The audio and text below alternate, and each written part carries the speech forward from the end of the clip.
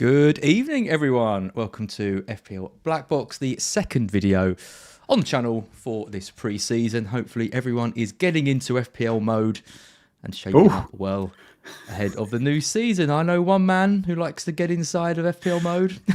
Does that even work? It's FPL mode himself. Anything, Andy? That's one of my weirdest introductions ever. Evening, mate. How's it going? Evening, everybody, as well. Yeah, it's going good. I am in FPL mode at the moment. You know, Right. I'm ready. Brilliant. Ready. I'm feeling good. Not for the first time. Not for the first time, not for the last time, but I'm feeling good. I'm feeling ready for this season. That's why I brought this. We are obviously on a Friday night, so for those of you familiar with the channel, we experimented a little bit with 2 videos a week. Last year, it was obviously the main show on the Wednesday night, and then the late tackle, which Andy and Mark used to do together every Friday. That will be coming back next season, so there will be 2 videos on the channel each week. And this is a sort of a halfway house between the two today. We haven't got loads of stats, but we have got a lot to talk about. But the idea of the late tackles, it's more of a friendly, you know, we're not going to look at loads of tables. We're just going to sit and we're just going to chat FPL. Exactly. And hopefully you can join us. It's going to be good fun. It's going to be good fun. It should be good fun today as well. We've got something a bit different. Before Mark left BlackBox, he kept saying to me all of last year that he really wanted to do a tier list video. He's like, we've got to do a tier list. We've never done a tier list. I really want to do a tier list. And I thought with him leaving, what would really hurt is if we did a tier list straight away into the new season. So, Mark, if you're watching, this one's for you. He hurt you, didn't he? He's left me with you. What do you think? If I showed you a doll and said, "Where did he hurt you?" It'd be in the heart. It would be everywhere. It'd be everywhere. Too many places.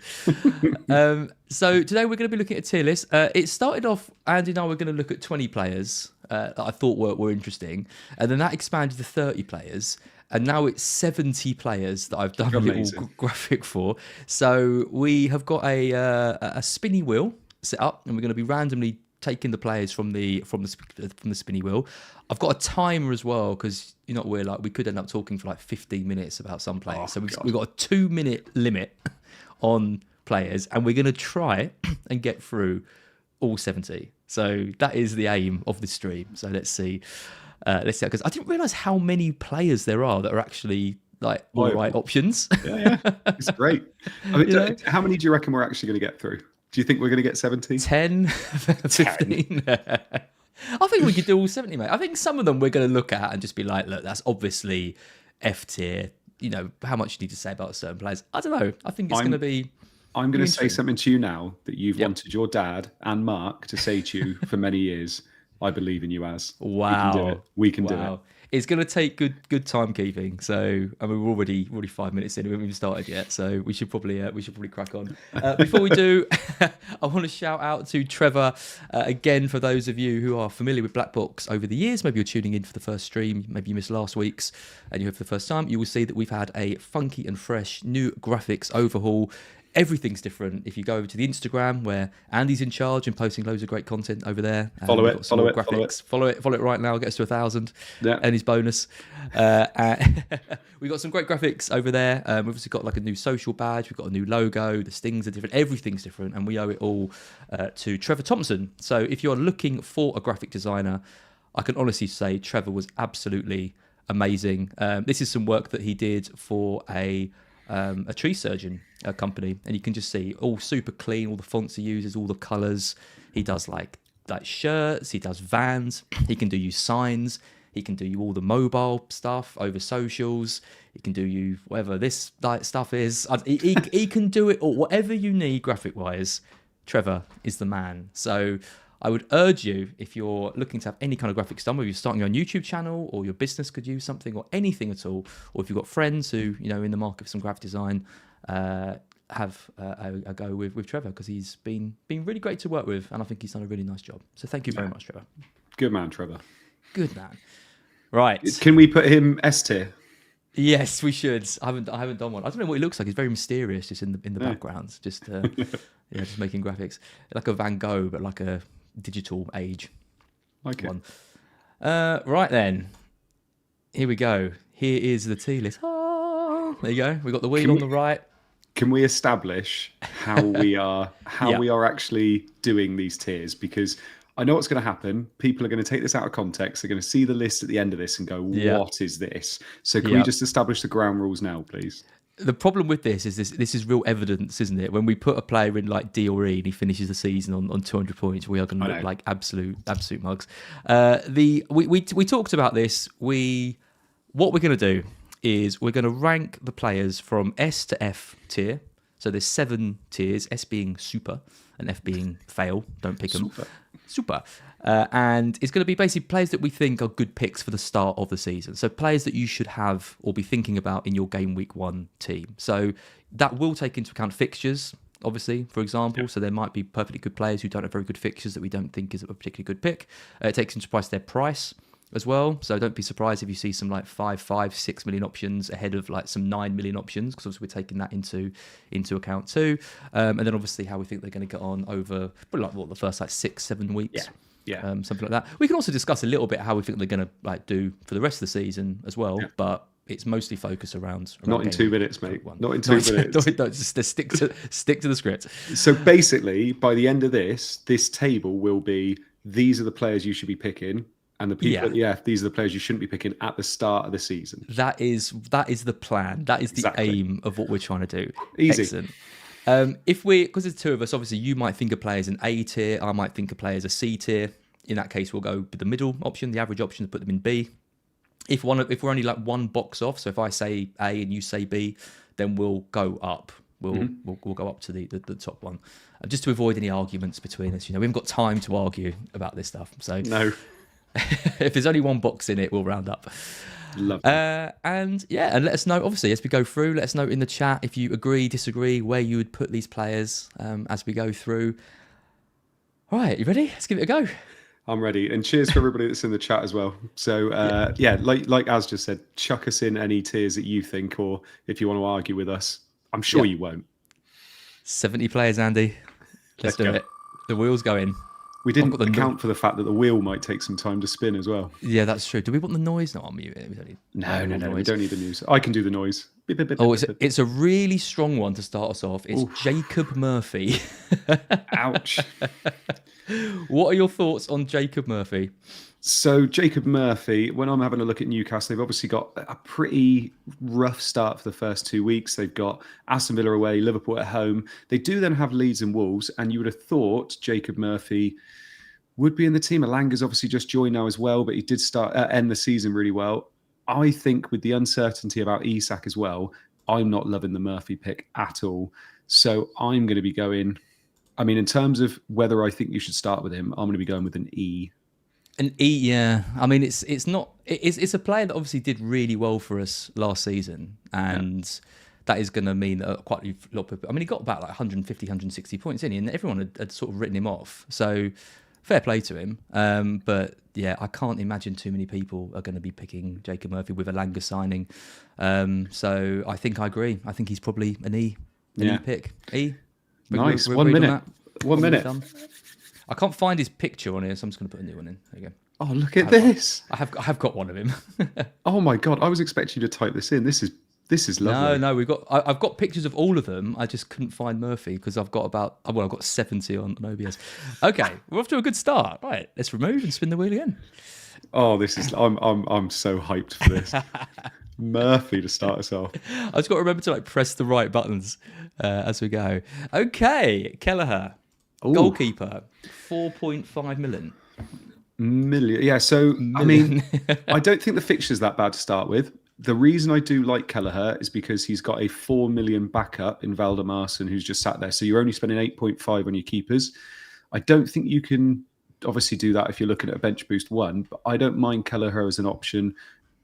Brentford were very, very good at giving up shots last season, which meant that Flecken got an awful lot of bonus points and save points. So bonus points if they kept the clean sheet, and if he didn't, he was still getting some save points. So I don't hate it. The only reason I'm not a massive fan is because I'm not expecting anything from Brentford this season at the moment. I feel like they've been absolutely gutted, and I'm not expecting a great deal from them. But the fixtures are there. He is the most picked keeper, I think, at the he is. moment. So he could easily be 4-4 after game week 1. But we'll see. I'm going to say as a tier, I want to put him somewhere between B and a C, because for 4.5, I don't hate it. So I'm going to go B. B. I've realised that grabbing, I mean, no one cares about this, but grabbing the pictures from OBS, because I've got 70 in one place, trying to grab them is really difficult, and I didn't anticipate that. So bear with me if the graphics take a little while to get going. I think he's a good pick. I think out of the 4.5s, if you're going cheap, you're not paying the 5 or the 5.5, he's definitely the one that I'd go for. A lot of people are going for Verbruggen. I think he's a better pick than Verbruggen. I think he makes more saves. I think he'll get more points overall. The only thing, like you said, is how are Brentford going to start the season with new manager, and there's still so many issues, isn't there? With even I know this, they're not defenders, but the whole squad is just in complete flux at the moment. But it could bode well for Keller. If he's making make loads of saves and they're struggling a bit, I think that's all right for him. So, we get a little angry noise when the timer's running down. I'm going to say B tier for him. Yeah, so I think we're agreed on that. B it is. B it is. Okay. I can't see the chat. Is everyone loving the wheels? The wheels spin so far? Chat is fine. We've got a lot of people saying what their tiers are, which is good. Okay, good, perfect. Right, let's spin the wheel. This is lovely. This is lovely for people on the pod as well. Hopefully this comes across well on the podcast. Yeah, this is one of the ones where you might need the visual clues. Oh, it's the big man himself. It is Erling Haaland next. See, I debated not putting Haaland, Salah and Palmer in this because I thought, well, they're just all obviously S tiers. But I'm not totally sure that they are necessarily, right? Because you can build good teams without them, particularly the two players who are 14 and 14.5 million.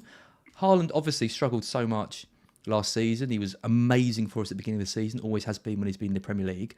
But you're paying 14 million for him. You're probably not going to have him and Salah. So it's not just do we think Haaland is an S-tier pick, it's do we think he's an S-tier pick if it means that you can't have Salah alongside him. Yeah.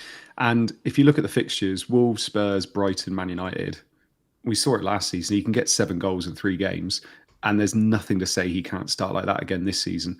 He's obviously got Cherky behind him. He's got some better players now. Rodri could be back, or in and out at least, which will make a massive difference.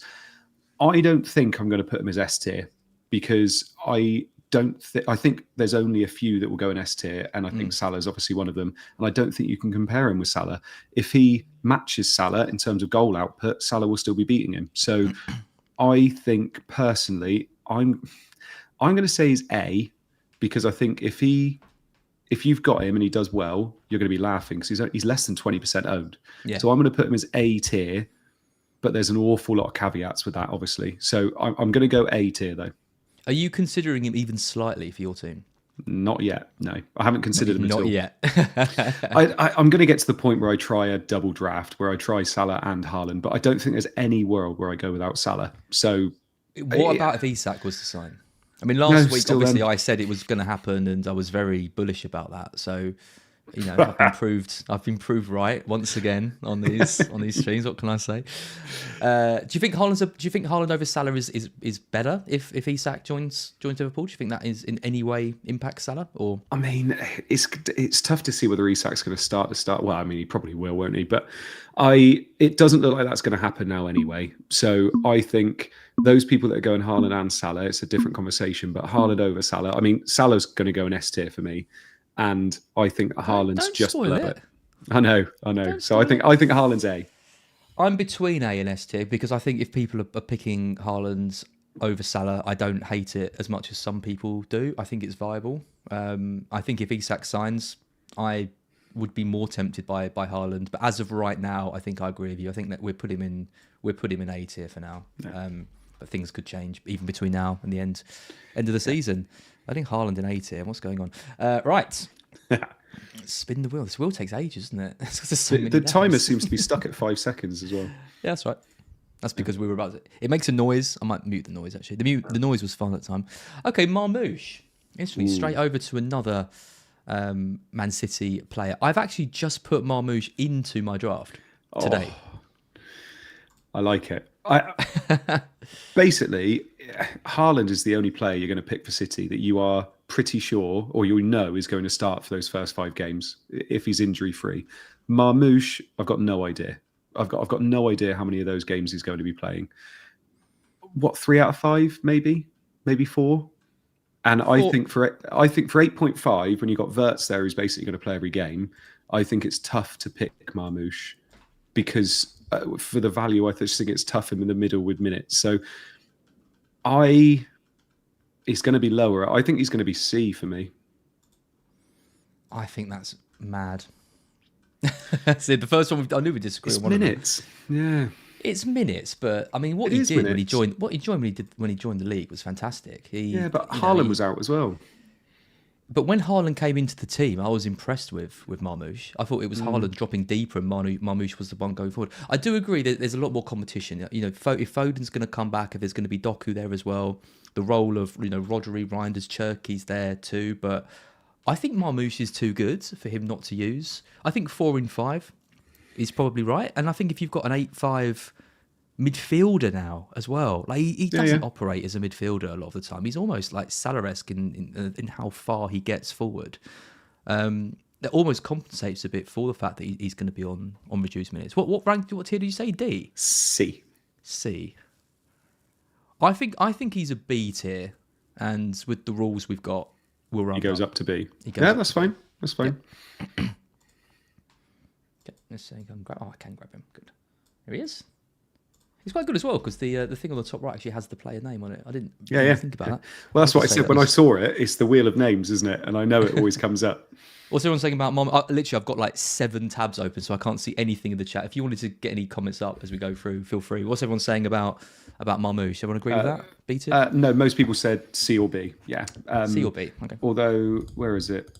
Amrit had the most important thing to say, which was, I'm with Andy. Oh, no, it wasn't him. Sorry. It was FPL Chip says drink more. Right. I don't think when I click on the... No, I don't think so. There you go. There you go. There it is. Yep. Cool. Yeah, lovely. You take it off. Cool. Take it off. Take it all off. Right, here we go. Spinning the wheel. Oh, I love Is this good content? Who knows? Let us know in the chat if you like it. Let us know if this is good content or the worst thing you ever watched. It's one of the two. Good one, Solanke. Solanke here. Like it. Yeah, Solanke. I mean, fixtures are there. And obviously the first fixture is Burnley, isn't it? Yep. So Burnley, Man City away, but then Bournemouth, West Ham, Brighton. I don't hate it. I tell you what, it was interesting watching them, their first pre-season game against Arsenal. They looked very good from a set piece point of view. And Thomas Frank looked like he just wanted him to be, resolute defensively. They've obviously got Palhinha coming in. I think they're going to be focusing on set pieces. He is a set piece, he's a target man, isn't he? So I think he's going to have a good year. And if there's one thing that Thomas Frank is good at, is getting the best out of his centre forwards. And I think he will prove that actually for his money, I think he's going to be one of the better players this year. So he's got a little bit of a niggle at the moment, but it sounds like he should be absolutely fine. That's what I was going to say. He hasn't played yet, has he, pre-season? So we want to see some minutes from him really next week, don't we? I mean, in some of the games, or who are they going to play instead? Richarlison up top, I guess. I mean, that is a good point. But if he's not fit, if he is injured, and he's going to start the season, that could be even worse because then they're rushing him through, and then he picks up another knock in like the first couple of weeks, and then he's out for a while. So they can't afford him to get a nasty injury because they're so light up top. Yeah. I think with the fixtures and what I'm expecting from Spurs, and the fact that they've got Burnley first game as well, I'm going to say A tier. A tier, yeah. Okay. I've got him in my current draft as well. I've been on João Pedro for most of the season, but with Trafford leaving, that was a bit of a game changer because Burnley's records. We'll be doing a 3-person black box next week with Luke, and we'll be looking at the stats a bit more detail. But for those of you, for those of you who aren't aware, Burnley's record of 16 goals conceded in the Championship is ludicrous. Yeah, I know. Like absolutely ludicrous. And for them to lose Trafford, who was so vital to keeping so many of those clean sheets, it's a big blow. When you're a pro team and you're losing one of your best players, for a team that prioritises defence as well in the way that they do, it's a big blow. So I think he's an even better option in Game Week 1. I'd probably put him in B tier. I think I'm not quite sure he's like Haaland, like same tier as Haaland for Game Week 1, but I made the rules, so you did. There he is. Into tier A. Look at still nobody in S, C, D, or F. Nope. There you go. That's what we're waiting for. Okay. Storming through. We've done 5. Done 5. This is lovely. 65 to go. Okay, I think we're going to get... Oh, just on Semenyo.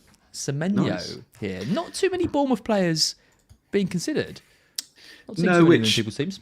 Which is interesting because it's their defence that's been hit massively. And when you think, I know they've got Liverpool away first game, it's the Friday night. You don't really want to be playing them in that game. Then he's got Wolves, Spurs, Brighton, Newcastle. I don't think the fixtures are that bad after game week 1, but it's still 7 million, I think it is, for Semenyo.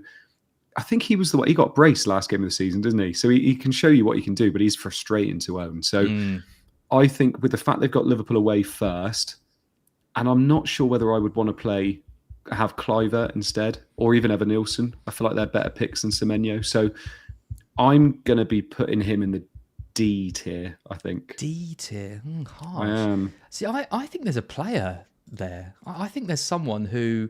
I mean, do you remember for large spells of last season, he was right at the top of like all the XG charts. He had the most shot of all midfielders at one point. Yeah, but some of those shots. It was, yeah, but I mean, if he could turn that into a few more goals and get somewhere in the region of 160, 170 points, there'll be periods of the season where we are looking at him, definitely. But we're looking at the beginning of the season, exactly. Yeah. Would I start the season with him, not with its Liverpool away? But then I actually think after that, I don't actually mind him too much.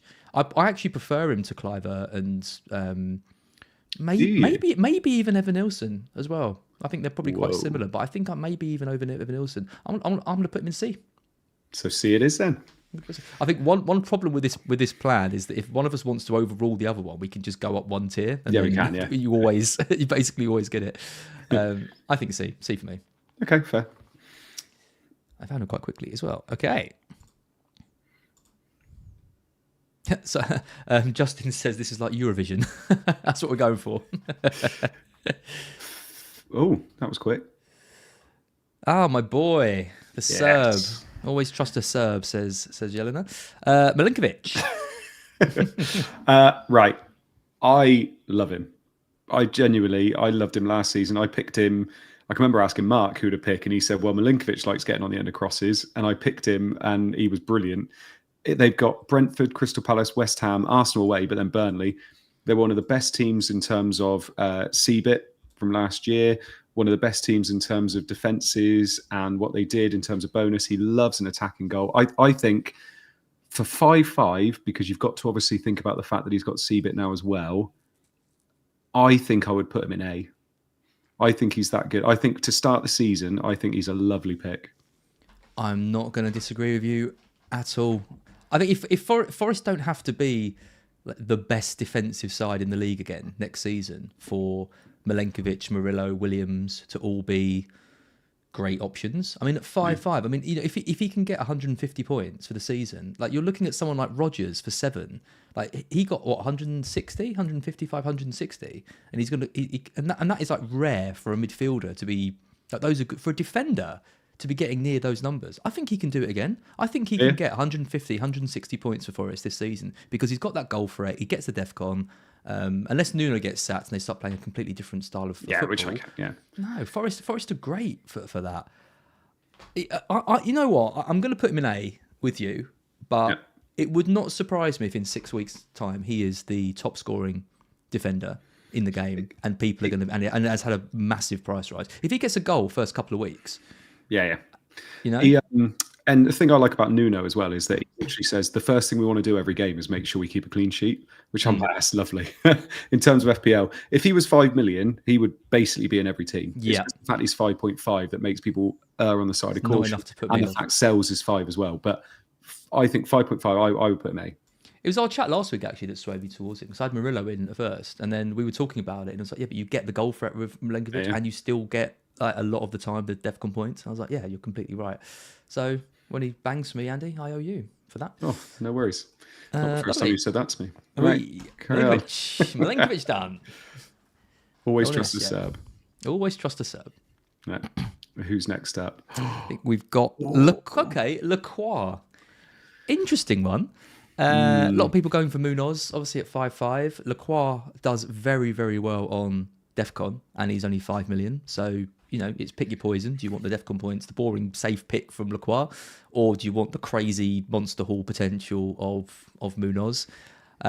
Fixtures aren't amazing for Palace at the start of the season. They have not strengthened at all. They look light. They've obviously got the Conference League. They're all these problems with they've not had a good pre-season, have they? For all the positivity that was around Palace at the end of last season to where they are now, it's a real Their shame. pre-season fixtures have been very good. They've been scoring goals left, right, and centre. Yeah. But yeah, like you said, in terms of getting people in, it's not been good.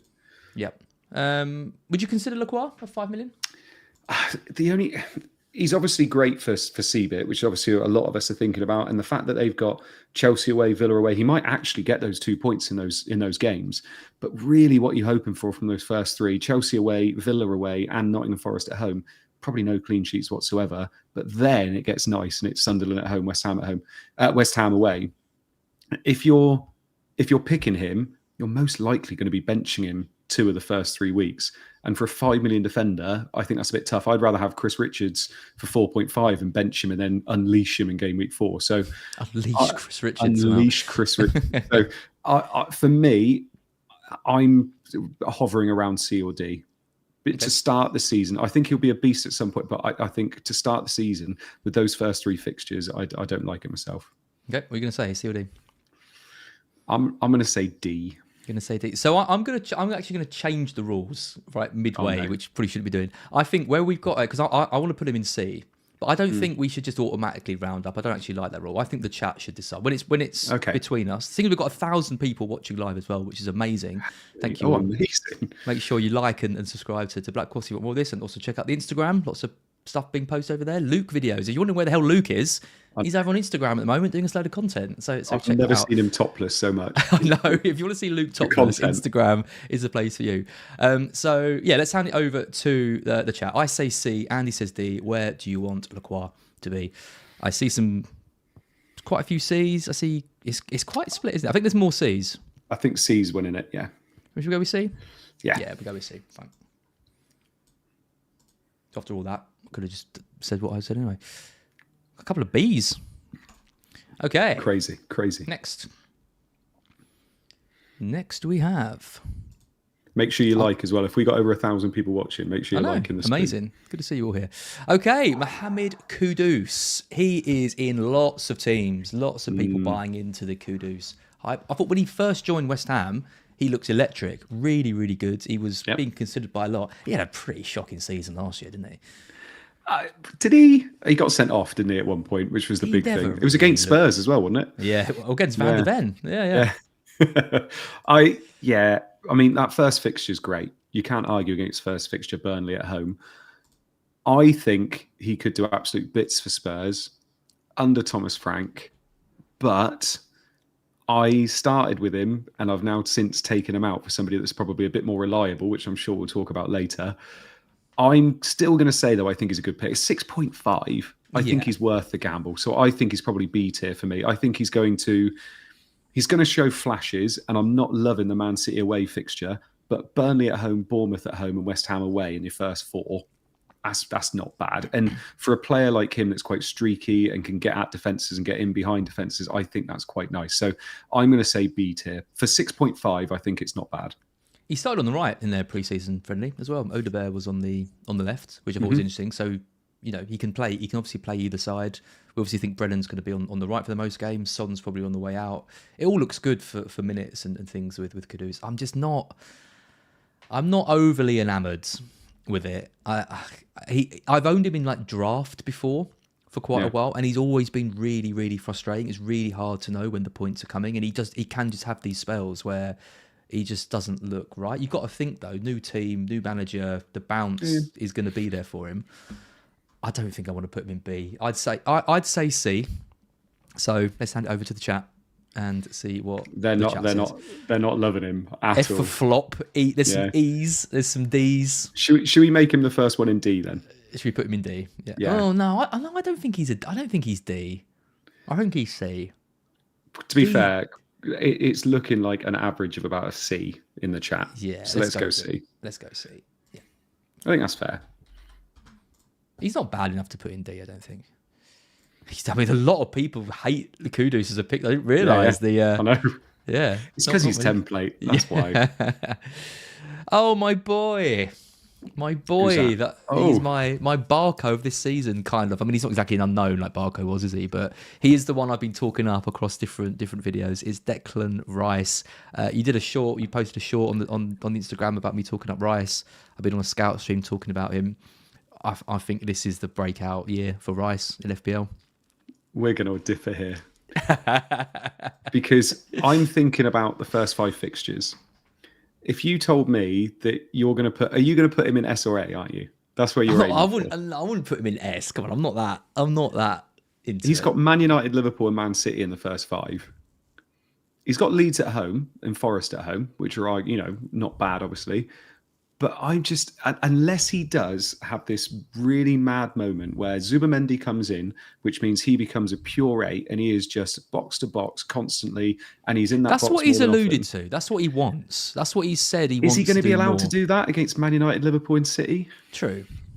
I don't know. True. Yeah, true. For the first 5, I mean, that Leeds fixture could be lovely, couldn't it? But I'm just wondering, I mean, the DEFCON points could be great for him. But I'm a bit more reserved than you are. I haven't gone for any defensive mids in my teams at all at any point. And for 6.5, I think 6.5 is a clever price because I think 6.5 makes people think about it, because otherwise he'd be in a lot if he was kind of 5.5. But where are you thinking in terms of tier at the moment then? Well, I completely agree with you. I'm saying that I think over the season, I'm expecting him to really overperform what a lot of people are thinking he's going to do. I think he could be 170, 180 points by the end of the season. That is the claim that I'm going to make. What? Yeah, he's going to Odegaard. Rodri would have got 190 in his Ballon d'Or winning season. Yeah, well, and you think Rice is going to come close Rice to that? is up there. Honestly, I think Rice is he's an incredible player who wants to get forward more. Zubamendi's signed. He's going to get more assists because Gyökeres is there now.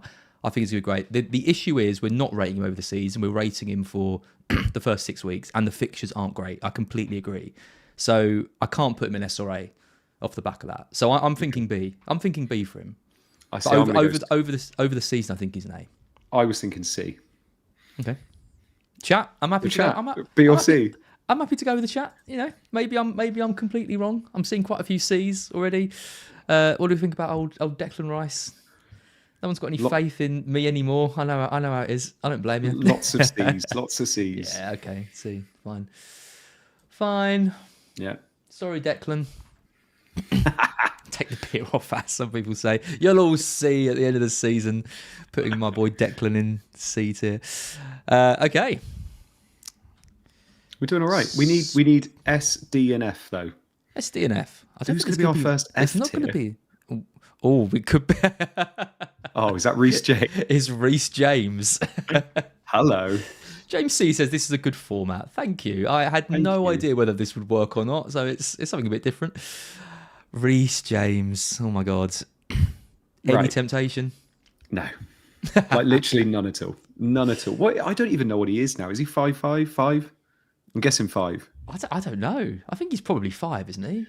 Surely everyone priced him at 5'5". I mean, if he is 5'5", that's a bit mad. This is the thing. See, when we're not even sure, 5'5". He's 5'5". He's 5'5". Yeah. God. So personally, I think fixtures are there, but how much is he going to play? I mean, got no idea whatsoever. I'm looking at it. I think this might be our first F1 because if I've got anybody that I genuinely care about picking him in their team, I will tell them, you shouldn't be picking Reece James. If I don't care about them, crack on. But I think this is going to be our first F tier.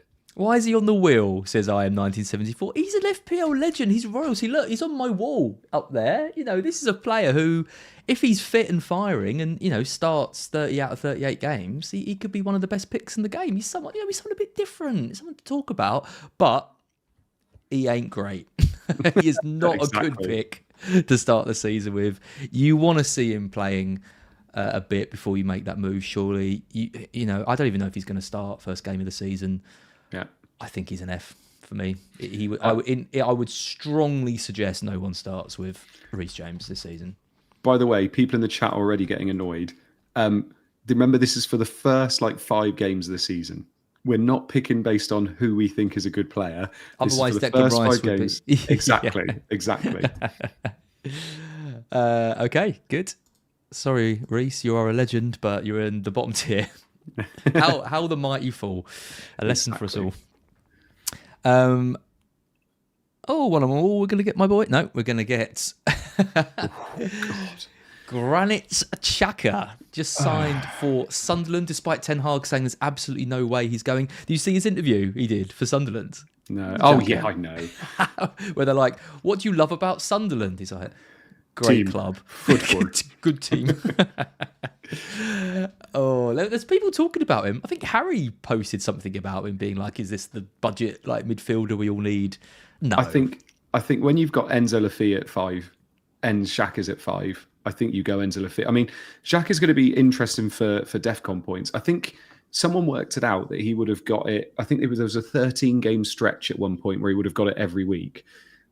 But he also got like 13 yellow cards in like 28 games or something stupid. So he is a walking yellow card. So any DEFCON points he gets you, he's going to be counteracting with the yellow card minus points. So no, I'm not interested in having him in my team. There's every chance that he gets yellow cards, red cards, whatever it is in the first 5 weeks. So the fixtures are there, but I'd rather go with Enzo Lafia at that price, I think. Yeah.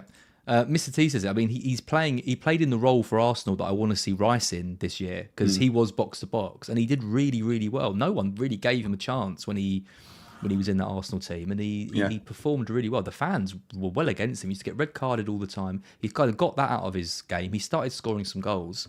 And in the end, I think there was a bit of sadness when he left, which I think even 6 months before probably wouldn't have been. We don't know what his role is going to be at Sunderland. He's joined a team he doesn't even know where they are. I don't even think he knows where they are on the map, let alone where they are going to finish in the league. I just can't. I think he's a great signing for them. I can't see any way in which he becomes a viable FPL asset for him. No. So F for me. Right. I was going to go E because of DEFCON points, and because the fixtures are very, very nice. So I was going to go E. Okay. In the chat, E or F? Where do you want Granit Xhaka?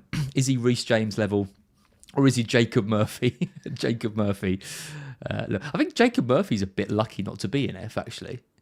Yeah, he'll be watching this. But this is how it gets. Exactly. Yeah.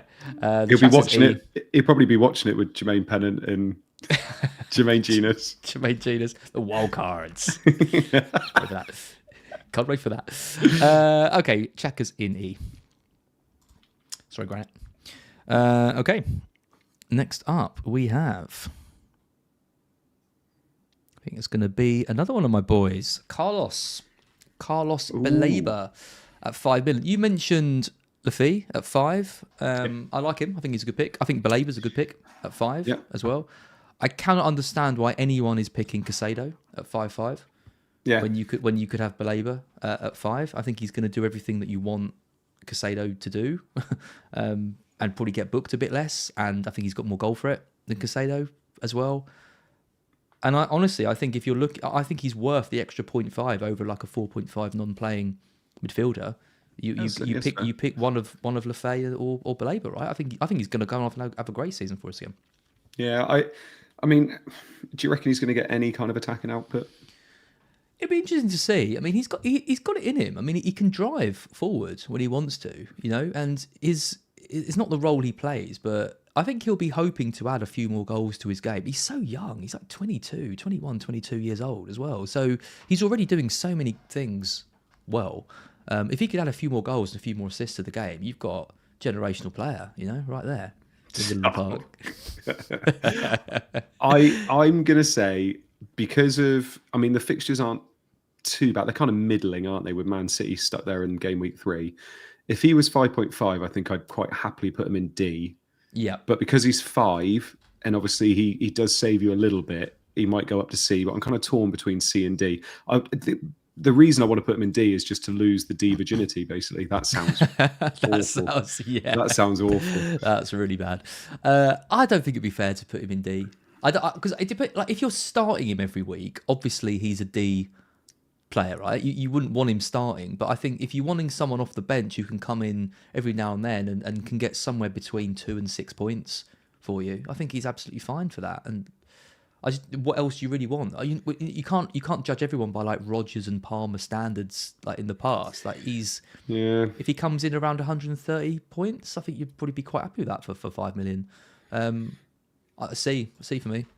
Because he's 5 mil. Because he's 5 mil. Yeah. So, okay, no, that's fine. It's fine. You make that decision. That's cool. It's done. He's changed the rules again, chat. He's changed the rules. No, we both said C, didn't we? I said D, but no, it's fine. It's fine. You said no, seriously. Because you wanted to take the. He's your generational boy. You put him in C. He is very good. He is going to get a big move somewhere very soon.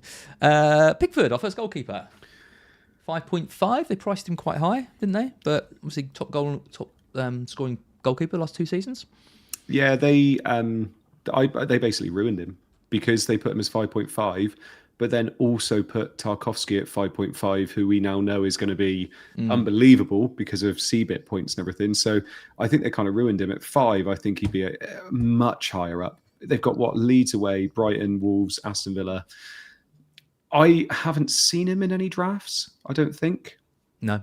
Not from what I remember. And to be fair, I don't think 5.5 keepers are the way to go to start the season. So I'm going to put him quite low. I'm going to put him as a D. Wow. I am. I've never once. Yeah, but that's not what you want. You want him for runs, don't you? And for the first 5 weeks, and with the fact that, like I said, you've got Tarkowski there at 5.5, I can't imagine a world where people pick Pickford. I've never once thought I want Pickford in my team.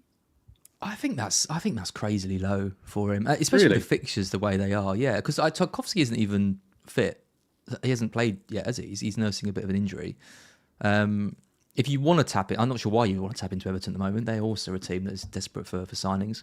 I mean, Moyes has said he wants 6 by the start of the new season. I think he'd be lucky to get 1 the way things are going, other than Barry.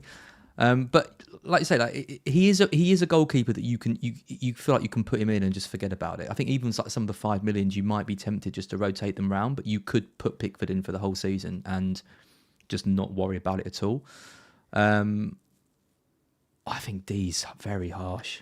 But I'm between a B and a C. In what world are you picking Pickford?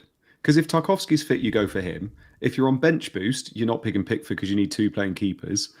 Most people are going to be playing aggressive or early wildcard. I don't see in what way you pick Pickford unless you're his mum and dad. I don't see why you're picking him. If I was going to go up to 5.5, I'd pick Raya anyway over Pickford. So yeah, you're probably right. I just don't think we can put him in D. I think C. You're being so safe. Come on, look at D. Look at D. It's sat there with its virgin eyes looking at you. You want to put Pickford in D? Okay, chat. If the chat agrees, we'll put him in. No, they've hated me. Have they? Okay. Oh no, hang on. No, there's loads of D's. Yeah. Loads of D's in the chat. He's going in D then.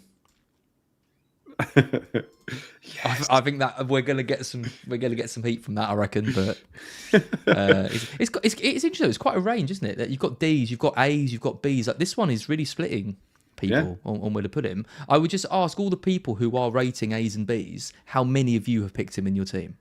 Because that, like you said, that's the key. That is the key question. Yeah. He feels like a bit of a casuals pit, doesn't he? Bless him. His mum and dad. Okay, you can lead us on this one. No. New signing for Manchester United. The man who's just made my wall. There. It is Matheus Cunha. Yeah. So I'm going to say this now. Apart from Bruno Fernandes, I don't think you should be having any Man United players in your team to start the season with. We've got not a very nice fixture run. We've got Chelsea, City and Arsenal in our first 5. We've looked okay pre-season, and it's starting to look like we actually might have a bit of chemistry, which we haven't had in a while. Cunha's great. He loves a shot from outside the box. If we sign Sesko, I mean, I don't know whether Sesko's going to start the season. It'll probably be Xerxes still anyway, and then Sesko might get a few minutes off the bench for the first week or 2. I don't think you could be picking Cunha. I think, like I said, he is a player that likes a goal, but with that first fixture, and I'm not expecting much from us, so I'm expecting this to be a D as well. Do you think there's any chance he plays up top? No, I think it'd be Xerxes, or if we get Sesko. I think Xerxes is expecting to play up top to start with, or Højlund, if we still have him at that point. I think he's a pretty bad pick, to be honest. I mean, going from the main man at Wolves is one thing. I love him, but he did overperform quite heavily on a lot of his underlying stats at Wolves as well. It's going to be really interesting to see how he fits into the system at Man U. Obviously, operating as one of those 10s. I think Strand Larsen's better than Højlund. So in terms of assist potential, I think he probably had a better strike partner to aim for at Wolves. He was scoring from corners. It all just seemed to fall his way, didn't it? At numerous times. It's going to be difficult for him to replicate that. He's a great player. And he's by the way, he's an unbelievable player. Again, just to rectify this in the chat, we're not saying that Cunha is not a good player. We're saying for the first 5 weeks, do we want him in our teams? And there's not been one time I've thought, I want to get a Man United player in, let alone Cunha, because otherwise you would get Bruno. Basically, yeah, you would find the extra you'd go Mbumo or Fernandes over Cunha, wouldn't you? He'd be bottom of the 3. Yeah, I mean, Mbumo hasn't played for us yet. He still hasn't met up with us yet. Obviously Cunha's been playing, but for me, you can't have him in your team. So that's why I'm putting him as a D. I'm putting him as a D. He's a D. Yeah, only because he will get the minutes, so he'll be playing. That's at least that. So. I love the fact he's a mid, though. I think that does make him at some point in this season he's going to be a factor for us because he's too good. He is too good to ignore. Probably I want to see AFCON. Yeah, because Mbumo will go, Ahmad will go, and he'll probably be a bit more in the front line then. It's a good point. I think it feels harsh to put him in D, but I think there's absolutely no way I'd pick him at the start of the season.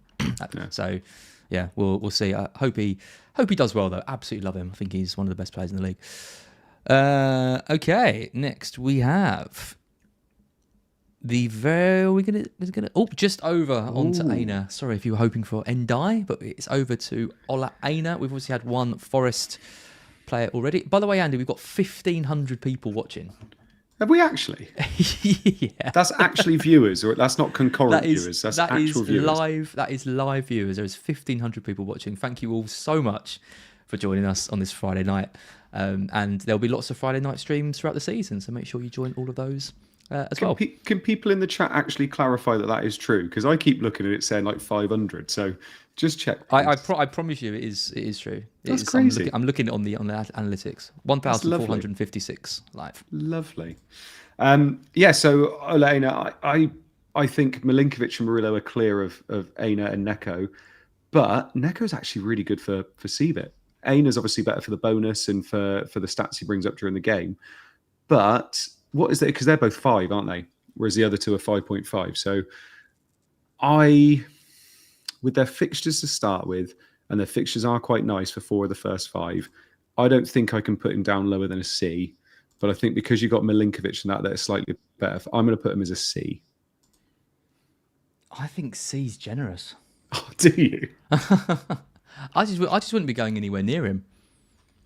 I don't think he's anywhere near as good as the other. I think like if you're looking at Sells in goal, if you're looking at Milenkovic, you're looking at Murillo, you're looking at Neko.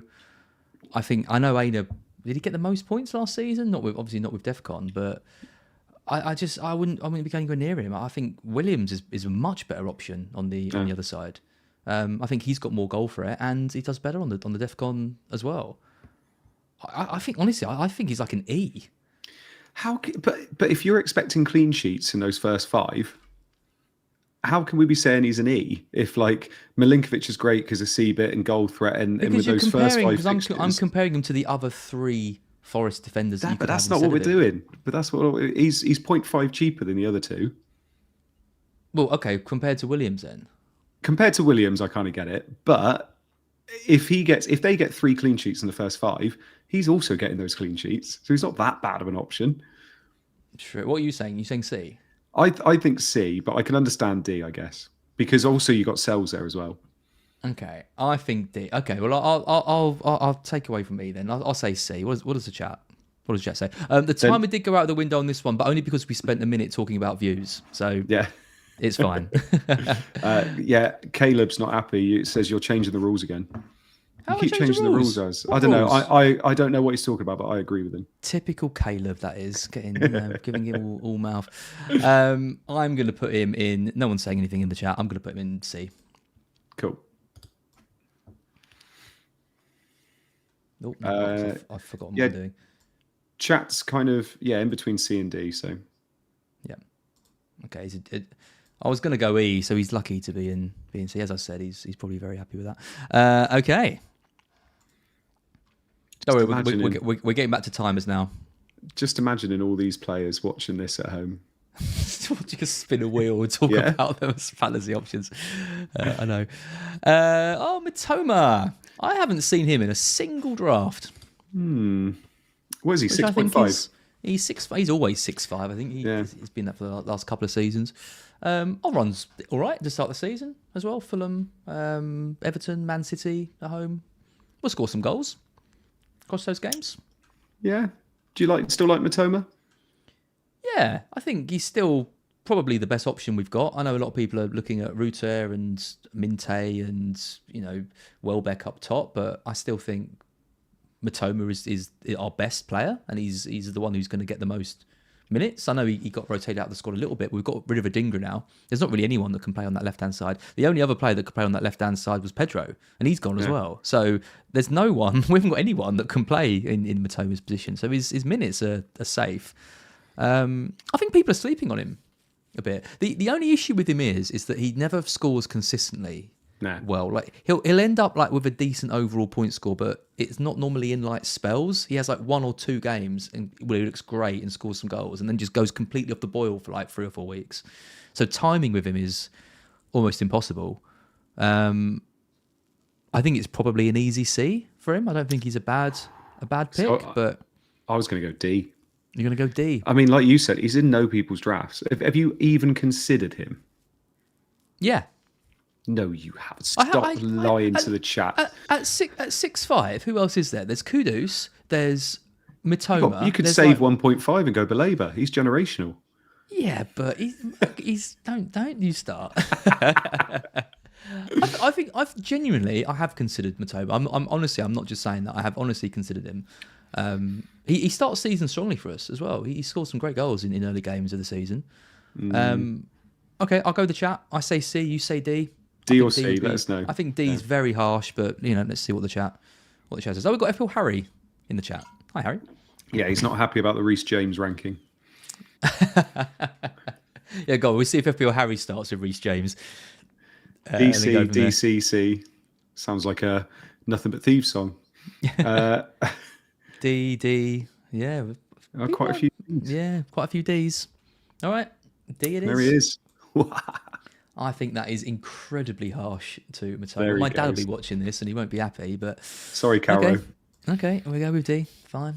Overruled. I told you, as being a Brighton player, just be hooked down one rank. Do you know what? That is fair. Oh, here we go. Cole Palmer. I think this could be our first S tier, couldn't it? Yep. Yeah. This is going to take the S tier virginity for me. Those first 5 fixtures, with the fact that if you're going Salah-less or if you're going without either of them, he's basically going to be your captain for the first 5 weeks. I think the score potential for those first 5 weeks is mammoth, and I think he's one of the only players in the league, as well as Salah and Haaland, that can actually get you 3-4 goals in a game. So I think he's S tier. No, I won't have you say anything else. There is absolutely no way I'd be starting the season without Palmer. What I will ask you though is, say the awfulness of the Club World Cup had never happened, which everyone can just be glad that's horrible tournament's over with. But if that hadn't happened, Palmer did end last season very, very poorly. So do you think there would still be as much clamour for him now, or do you think he's kind of put that to bed with his performances at the? I think his price did that actually. I think at 10.5, I think with the fact that you couldn't own Salah and Haaland together, or most people haven't, naturally people have just gone for Palmer. And I think it works with his price, with the fact you can't own both of the other two. I think if you could own both Salah and Palmer, if they were both, say, 13, Palmer would be in a lot less teams. But I think because both of them are so expensive and cost you, 28.5 between them, Palmer's just he just fits into everybody's team. So, yeah, S tier, 100%. If I could own one premium this season, you told me you can only have one player over 10 million in your team, I'd have Palmer to start the season. To start the season? Yeah. The fixtures are too good. The fixtures are too good for Chelsea. Like I would be I'd be amazed if he didn't score multiple goals, and he could easily end up being the top scoring player over the first 5-6 weeks. No. Okay. Yep. S tier. We're agreed on that. Boom. Here he is. He's got there you go. Okay. There you go. Okay. He'll get over 200 points again this season, won't he? Yeah. As well. He's phenomenal. There's not player. many players you can say that about every year, and he's in there now. Yep. And Mbumo. Yeah. Go on, you can lead this one. Literally, he's going to be in the same bracket as Cunha. He hasn't played a game yet for us. He hasn't obviously been playing in pre-season yet. I think he's going to be D because you go Bruno if you're going to go for anybody. 8 million with our fixtures, I think you've got to go D. The trouble is, and he's lost the penalties, right? Like that's one of the reasons why he's been so good at those. I mean, even getting to retake penalties, that that killed me that last season. If he's fit and he's in the team, like I've been to see it, but I just don't know what it's going to be like with him in the side. It's all change at Man U, and I really struggle to recommend their players at the moment. We've got Cunha in D. I'd rather pick Mbumo if they're fit out of the two. Yeah. But I don't think he's like significantly better than Cunha, so I'll put him in D as well. I agree with you on that. I actually found a picture of me in a Man United shirt. I realise there's some players here who are still in old kits. When I wasn't being really lazy, I actually managed to find some other ones. So yeah. Can I just say as well, and chat will back me up here. You can do a spin while I'm talking if you like. As is preparation for this, having 70 pictures of players, can we just give him a bit of a clap in the chat? That is awesome. Absolutely love it. It's taken so long. Mate, it's brilliant. Absolutely love it. Oh, thank you. I appreciate that. Gyökeres actually just left my team today. I was, a couple of days ago, I was there waiting for him to be added to the game. And I put him straight in. And then I've taken him out again. It's not because of all this. Oh, he only played 15 minutes. He didn't get a shot. I don't care at all about that. It's just he's quite a lot of money at 9 million, and there's other players that I like. Yeah, I think for the fact that I'm not 100% expecting him to start game week 1, I think Havertz could start it. He didn't have the best 12 minutes on his debut, and he got ridiculed for that a little bit. He'll be fine. But I just don't think to start the season, he's maybe the way you want to go. With Man United, Liverpool and Man City in the first 5, it's not the nicest of fixtures. If he had Chelsea's fixtures, he would literally be in every team to start the season, even with that kind of question mark over game week 1. So putting him in a tier is going to be tough, though, because how much do we factor in game week 1 and the fact that game week 2 is at Leeds at home, where he could potentially start and go crazy, but then he's got Liverpool away the next week. So yeah, I think it's quite an easy one. This. Go on. What are you thinking? I think he's B. I think he's quite clearly a B. I was going to say B as well, but I was worried you were going to go lower or higher, and I was going to have a B. I know. I think I go B as well. If you think that he's probably going to get 30 minutes ish anyway in game week 1, and he's bound to score against United, and then he's got that fixture in game week 2, I think B's fine. Cool.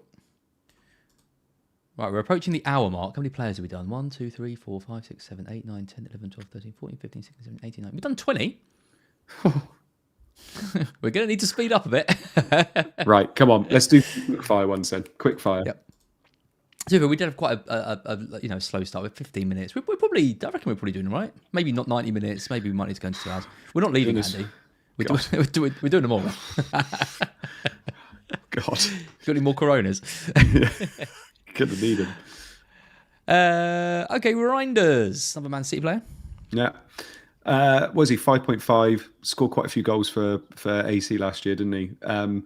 Not obviously in the same team. I'm seeing him creep into a few teams, but for 5.5, I don't think I would be going there. I'm gonna put him as a D because I don't expect him to do the same role or what he did at AC as he's going to do for City. So I'm going to put him as a D. He could be amazing. Like he could almost break the game if he plays in an advanced role and he's 5'5", and he like Gundogan did, like Yaya Toure, those classic players. But yeah, we just don't know what he's going to be like. So I think D as well. As there's no way I'd be picking him. Do you know what? I'm even tempted to say E now. Have we got in E at the moment? Jacob Murphy and Granit Xhaka. Yeah, Granit Xhaka. No, I think he's better than those two. All right. Yeah, I'm keeping him in. I'm keeping him in there. Now I have broken the rules because I didn't even ask the chat. We haven't got time. Right. Keep going. We've got 40 players to get through.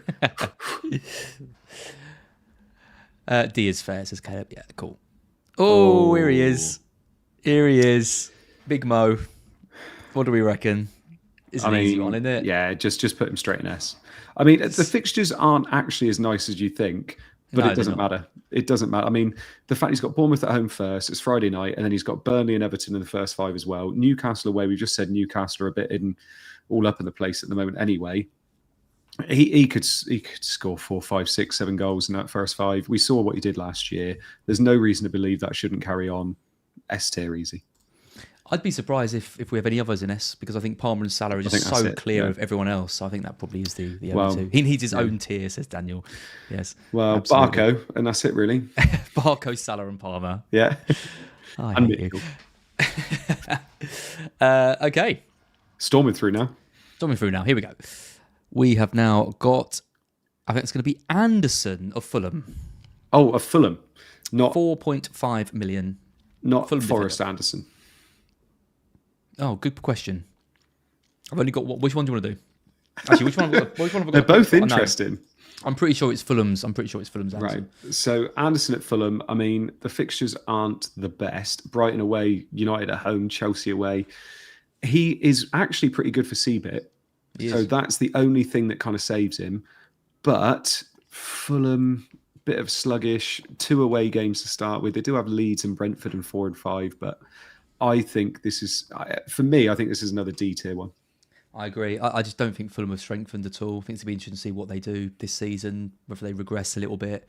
I think he's all right, but I just feel like if you're playing a back 4, there's better options that you could be using that spot for. And if he's on your bench, does it even matter? I just wouldn't be picking him at 4. I think there's better 4.5 million defenders than him. I think it's a D. It's a D for me. By the way, quite a few people in the chat are saying that Anderson with an O is Forest. Anderson with an E is Fulham. Ah, okay, good.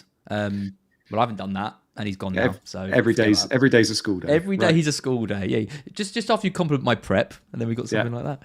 Awful, fine. Awful prep. No, sorry, I forgot about the other Anderson. To be honest, he's not in. I haven't done a picture. I'll put you on the screen, Anton, saying about the Anderson. Thank you very much. Yeah, but it was the Anderson with an E that we were talking about. We could do Anderson. Do you know, everyone another 4 hours. No. Evan Nilsson. Yeah. I love Evan Nilsson. I think he's an absolutely brilliant player. I think to do what he did in the first season at Bournemouth, fantastic. It's just that first fixture. It's the first fixture that kills all the Bournemouth players all the time. But then they've got Wolves, Spurs, Brighton, Newcastle is not too bad. Well, are we overplaying the fact that it's the first fixture? Like if he had Wolves at home in the first week and then Liverpool away, he'd probably be selected by more teams, right? But the problem with the first fixture being so rubbish is that when are most players active, it's after the first week. And after that Friday night, you're going to be seeing all those people transferring out all those players to bring in players that scored on Friday, basically. So there's going to be a price drop if he's heavily owned. I love Evan Nilsson, and I actually think he's probably better than some of those 6.5, 7.5 strikers that people are picking. But it's what you do in that first game week. He could score. If he scores against Bournemouth, you've then got Wolves at home and you're laughing. I think he's probably in B or C for the first 5 weeks. I think he's a C. Yeah. He's not as good an option as Gyökeres and Marmoush. And I think he's about level with Semenyo, who we put in. But he's 7 mil. You've got to take into account that. Like, Gyökeres is 2 million more.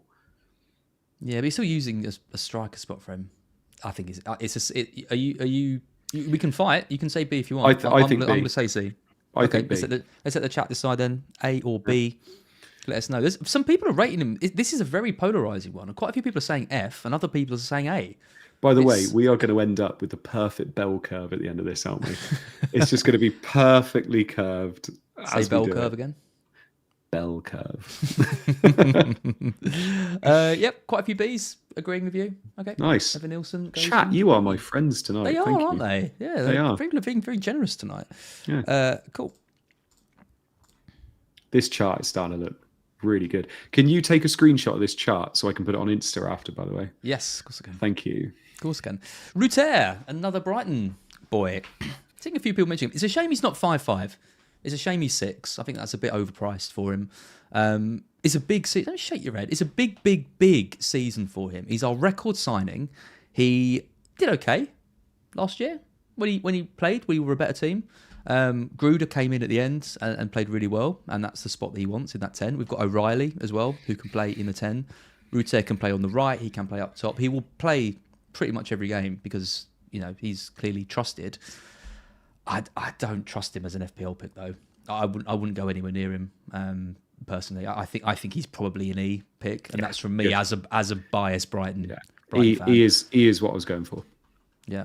To start, he's just too unreliable. Like he can have a really good game and then just look like he's absolutely useless the next. I want to see more consistency for him. Poor Reece James. Poor Reece James. Yeah, he's not quite Reece James. Imagine he's out having a really lovely meal with his family, gets home, turns this on. We're going to keep saying that. There's absolutely no way. So you have to stall for a bit because I can't find Ruter on mine. Yeah, that's fine. Attaboy sent Andy already made up his mind on Ruter. I did. As soon as it came up. A lot of head shakes. Well, I was looking, thinking, who's that? 6 letters beginning with an R. I was like, Ruter. Good God.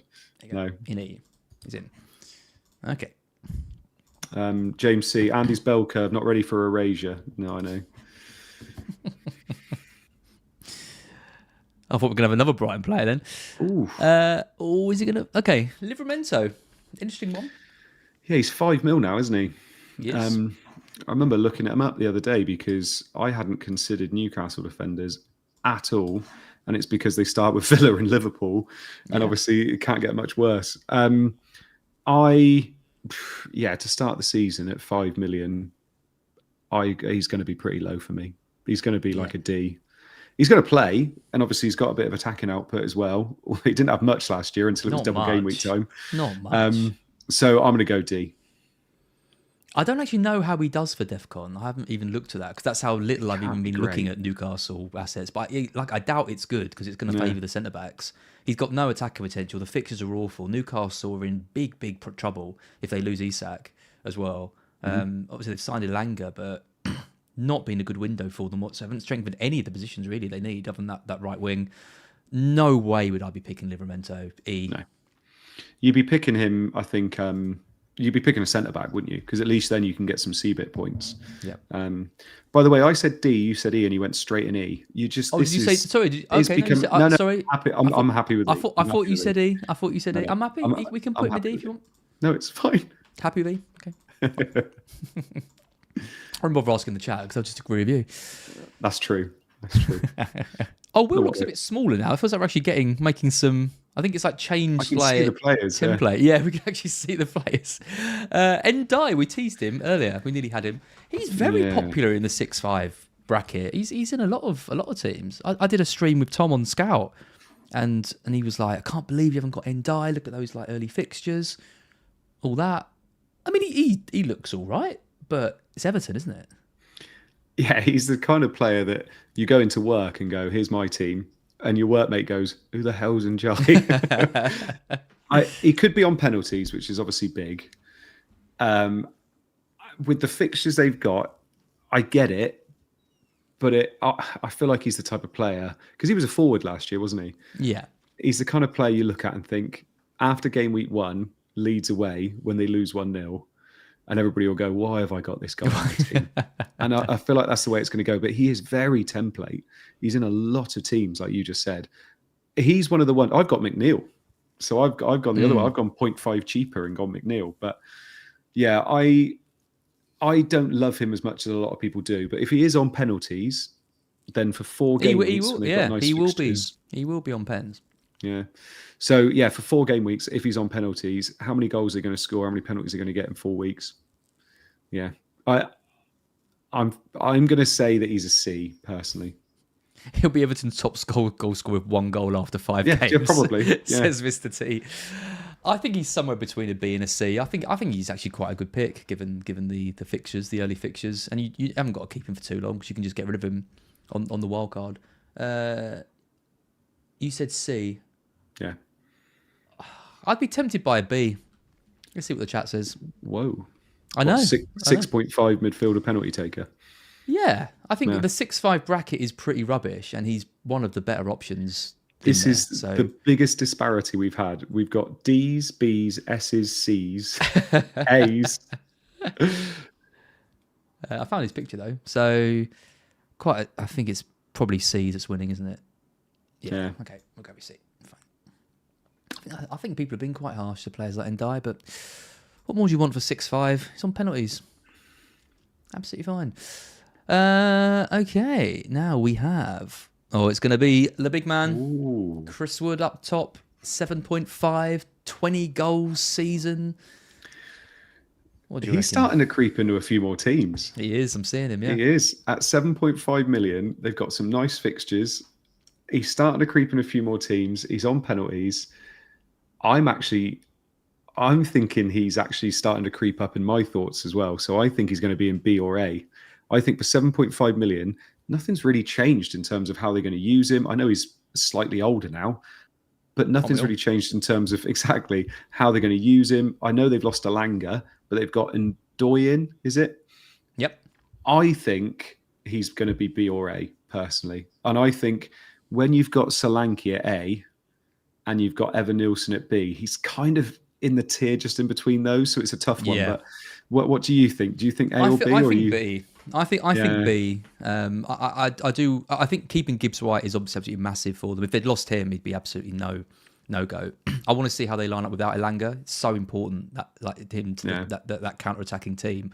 And if it is just Chris Wood just standing on his own, not getting any service from the wings, because he was so like the crosses that used to come in from both those sides.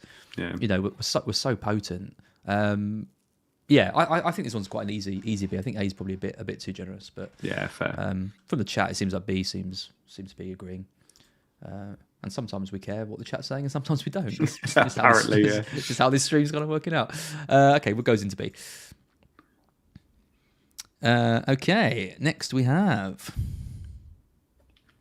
It's going to be Casado. Oh... Just absolutely no. I know he's one of the top DEFCON players. He gets booked all the time. He's got red cards in him.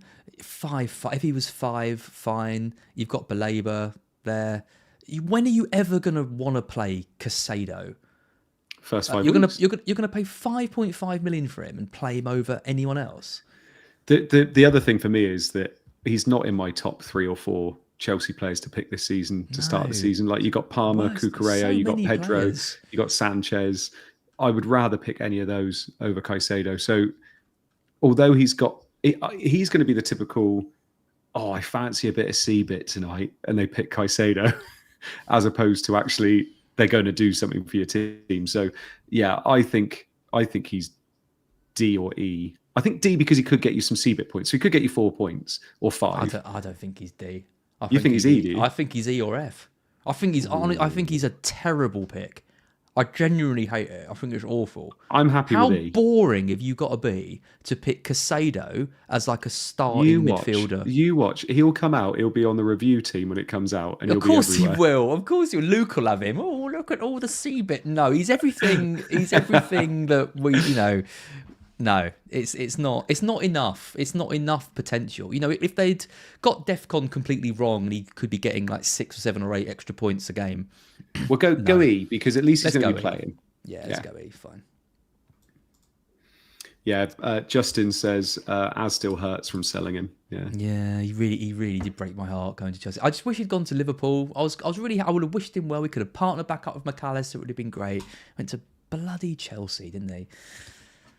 Oh, he is good. I'm glad people are seeing the real Casado, though. He is such a good player. He was so good for us. Struggled a bit initially, but look at him now. Goalkeeper. Okay, Verbruggen. Go on, you talk about Verbruggen because he's your boy. I don't really get it. I don't really understand why he's so popular. He hasn't even played pre-season. He's got like an injury. We don't keep many clean sheets. He doesn't make many saves. Look at when everyone picked him in that game against Leicester, who hadn't scored for like 9 weeks, and then he conceded 2. We drew 2-2. Like, it's just the kind of thing that he is. I think Flecken is way clear at 4-5, like I said earlier. I think there's really good... Kelleher. Sorry, not Flecken, Kelleher. Sorry, yeah, Kelleher. the new Flecken. And I just think you want to pay the extra 0.5 and get yourself a Sanchez or a Sells a 5. I just think they're going to get way more points than Verbruggen. I'd put him at D. Yeah, I was going to say D. Just don't like him. Fine. I don't think I can put him as worse value than Pickford at 5.5. So D, I'm happy with. Yep. Okay. That's going to annoy quite because a lot of people have picked him. So I think that's going to upset a few people in the chat. Elias, do Mateta. Do you think we have any control, Elias? Do you really think we can just pick out? The wheel is dictating this stream. He's like that kid in Shrek, isn't he? Do Mateta. do Mateta. Let's it was Mateta. Is Mateta even on here? I think he is. Vissa. This is an interesting one because we don't really know where he's going to be for a start. Let's assume he stays. You can't pick Brentford. him. You can't pick him because he's refusing to train. He's refusing to talk to. I don't think you can pick him at all. Even if he goes to Newcastle, he hasn't trained, so you don't know what's going on there. They could still have Isak for all we know. So, unfortunately, he's going to be quite low down because we don't have a clue what's going on with him or whether he's going to be playing. So, I actually think he's E because we don't have a clue where he's going to be. Like, you can't go into game week 1 with your striker who costs 6.5. Yep. Not having a clue where he's going to be. So, yeah, he's got to be. And the transfer window doesn't close until beginning of September. So it's 3 weeks where he can be refusing to train. You're not going to know. Like, you're only going to feel confident to play him or buy him if he's still there when that transfer window ends. I mean, this could change. A day before deadline, we could be looking at this and it's really silly. But with the information we know now, I think that's where he's so low down. Yeah, he's not. If he's at Brentford or if he moves to Newcastle and they get rid of Isak, he's like a B or an A player. Can I just say, though, should we put him as an F then? Based on the information we know now, you literally cannot pick him. Yeah, no, I agree. If he was in your mate's team, you'd be going, why on earth have you got Wissa? He's an F with an asterisk. Yeah. Because he's not F tier. Like, we know that. And I'm going to keep saying that so the sound bites are there. We don't think Wissa is an F tier player. I'll be clipping this, don't you worry. But he is for the start of the season. Yeah, good. No, good point, Andy. Sometimes you have your moments, don't you? 1 or 2. Not many, but they're there. Reese has a friend. He'll be very relieved with that. Yeah. Oh God, Jesus Christ, Beto. Beto. I mean, I'm seeing him in teams.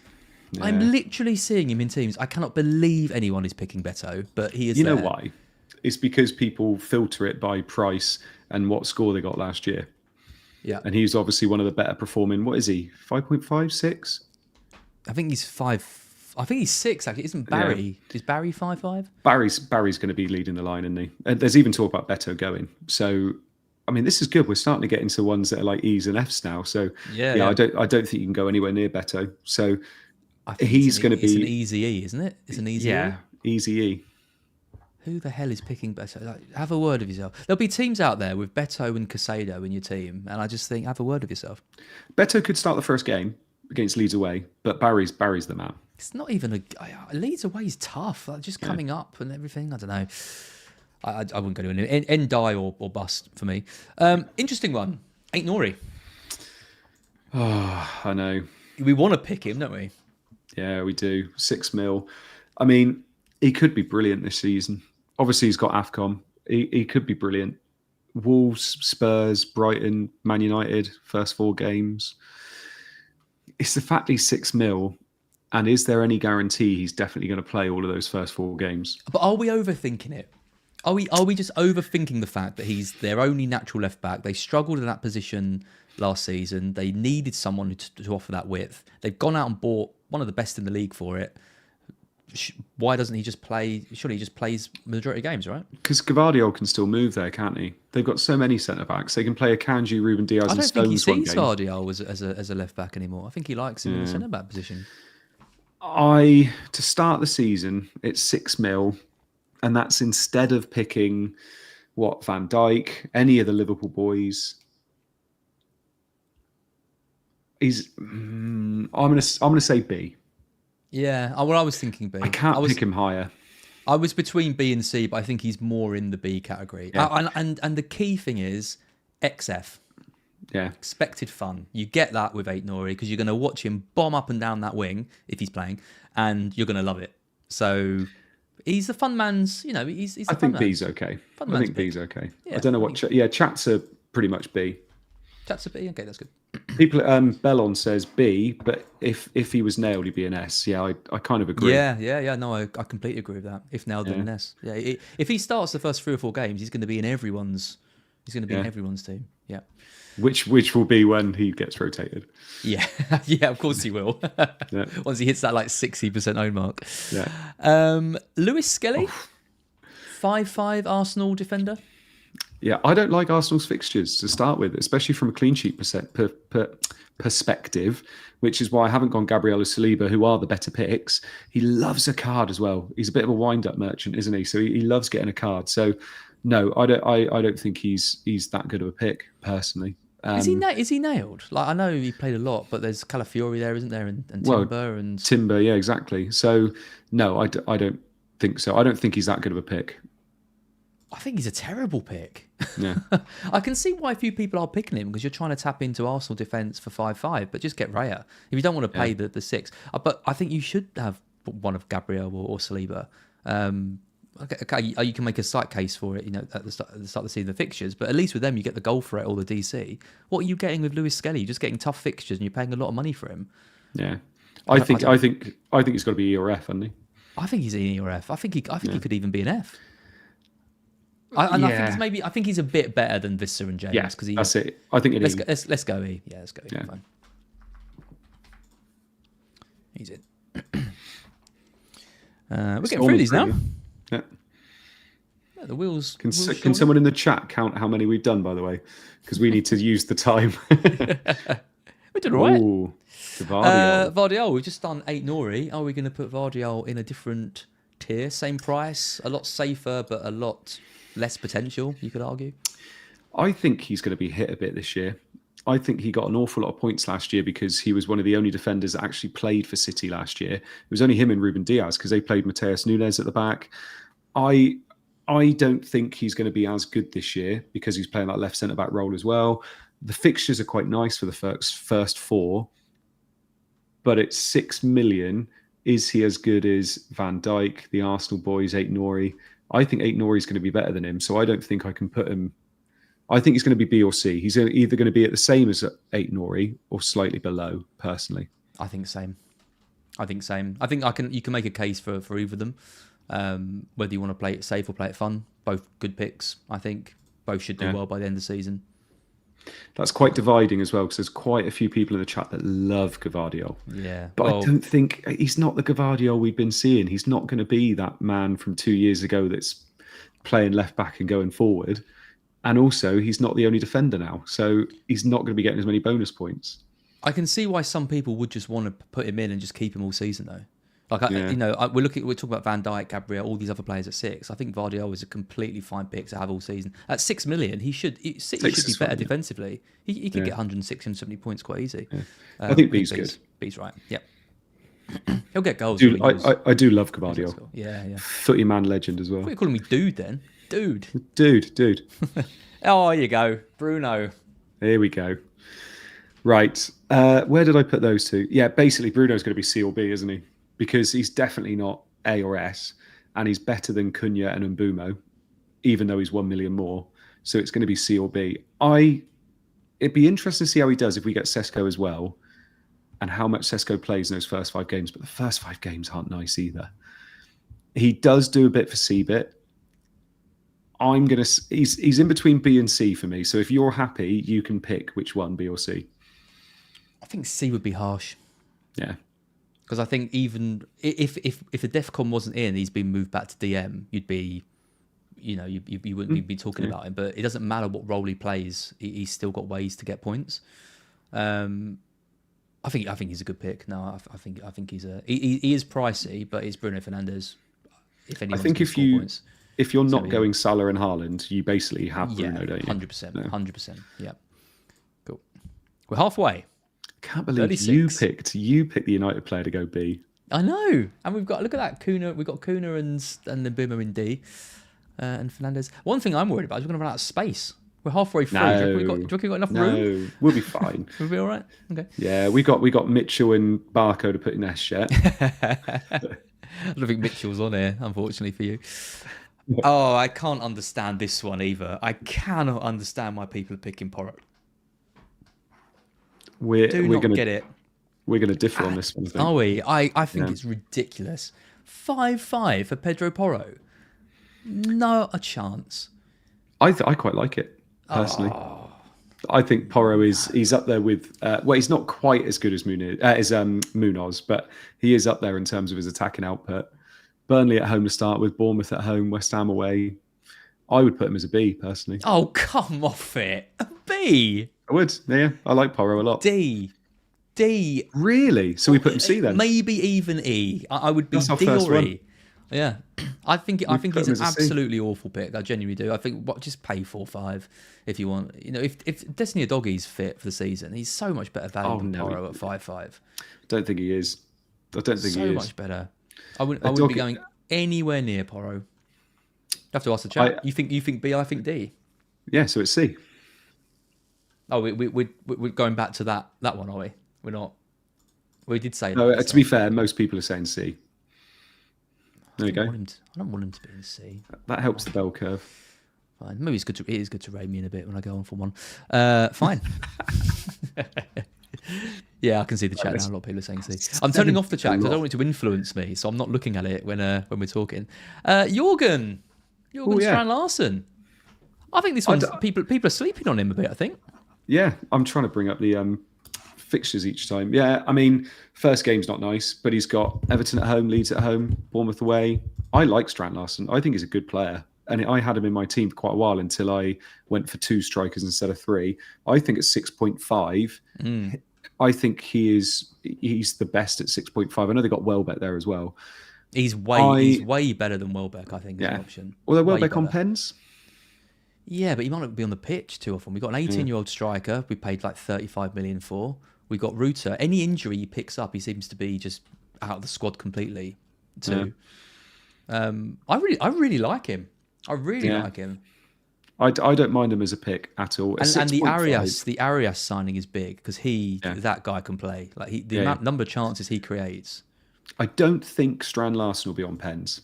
I don't think he's really ever been on pens in his career, so I don't think he will be. But I don't mind him as a pick at 6.5. I think he's B or C personally. I think probably B based on who we're putting in C. I think he's B just because of his price. I think if he was 7, he'd be C. But 6.5, I think is a good price. There's not many strikers around that, so I'm gonna stick him in B. And also, there is nobody under 6.5 that's worth considering at the moment in FPL. So he's the lowest you're getting, basically. Oh, apart from Goo. Get Mark Goo, yeah. Mark Question Goo. for you though: would you pay 6.5 for Strand Larsen over one of the 6 million centre backs? No. It's interesting, isn't it? Because I'm not seeing many like 5 at the back teams. It almost feels like you're forcing yourself into picking a striker. But it always happens because value over the season is very different to value over 5 weeks, isn't it? And obviously, if it was always about value, you just pick 5 at the back all the time. But it's not. Could Strand Larsen get you a few goals in a couple of weeks? Yes. Is a defender going to get you? It's always how you look at it. But I think Strand Larsen at B for 6.5, I think makes sense. Yep. Okay. Good. Okay. Next, we are going to have. It's going to be another goalkeeper. It's going to be Mats Sells. He was in my first draft. He never left my team. He's now out. Really? So yeah, I've got Sanchez. I've got Sanchez now. But I mean, I have got double Forest defence, so Go on. I've been talking way too much. You tell us about Sells. Where are you going to put him?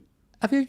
I think you've been talking just the right amount. He's good. I think he's good for 5 million. I think if you're going with one Forest defender, like if you're going with a Milenkovic or a Murillo, I think he's a great option. He's going to make loads of saves. He's going to do well for bonus.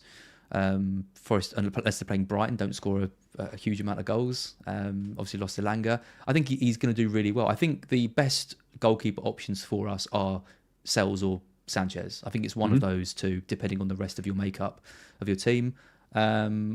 For that reason, I'll put him in A. I think he's an absolutely great pick at 5. They could have priced him at 5.5 and ruined him, and they didn't. Yeah, I was going to say A as well. I think he's one of the best keepers to pick. And if Forest carry on in any way what they were doing last season, which under Nuno, there's no reason to believe they're not going to go defence first, then I think he's a good pick. Yep, cool. We're at the That's an hour and a half mark. Shall I reduce the timer to a minute? Yes. And then we might be able to get through more. That's using your brain, isn't it? Right. There we go. Okay. I think, to be fair, we're doing most in under a minute anyway. But we're doing okay. We're doing okay. Right. We're going to get through half an hour. We're going to do this. Come on. Yes. Come on. We're going to get Bukayo? We are going to get Bukayo. This is an interesting one. Yeah. I think the signing of Gyökeres has hurt him massively if Gyökeres gets penalties, which we're all speculating, but we're thinking that Gyökeres probably would, based on the fact that Saka is a very generous person, and we'll probably give it to Gyökeres because Gyökeres will want them, and obviously took 14 last year and scored 14. Yep. So we think that Gyökeres will probably take him. I think that does hurt him a bit, but then Saka's got something to aim at now. The thing that's hard for Saka is the fact that he's 10 million. He's in a bracket of his own with only Palmer that's 10.5. No one's picking Saka over Palmer, I don't think. No. And then you've got Bruno, who's the only one below him at 9. So there's a whole million below that. So I think I don't see Saka in an awful lot of teams.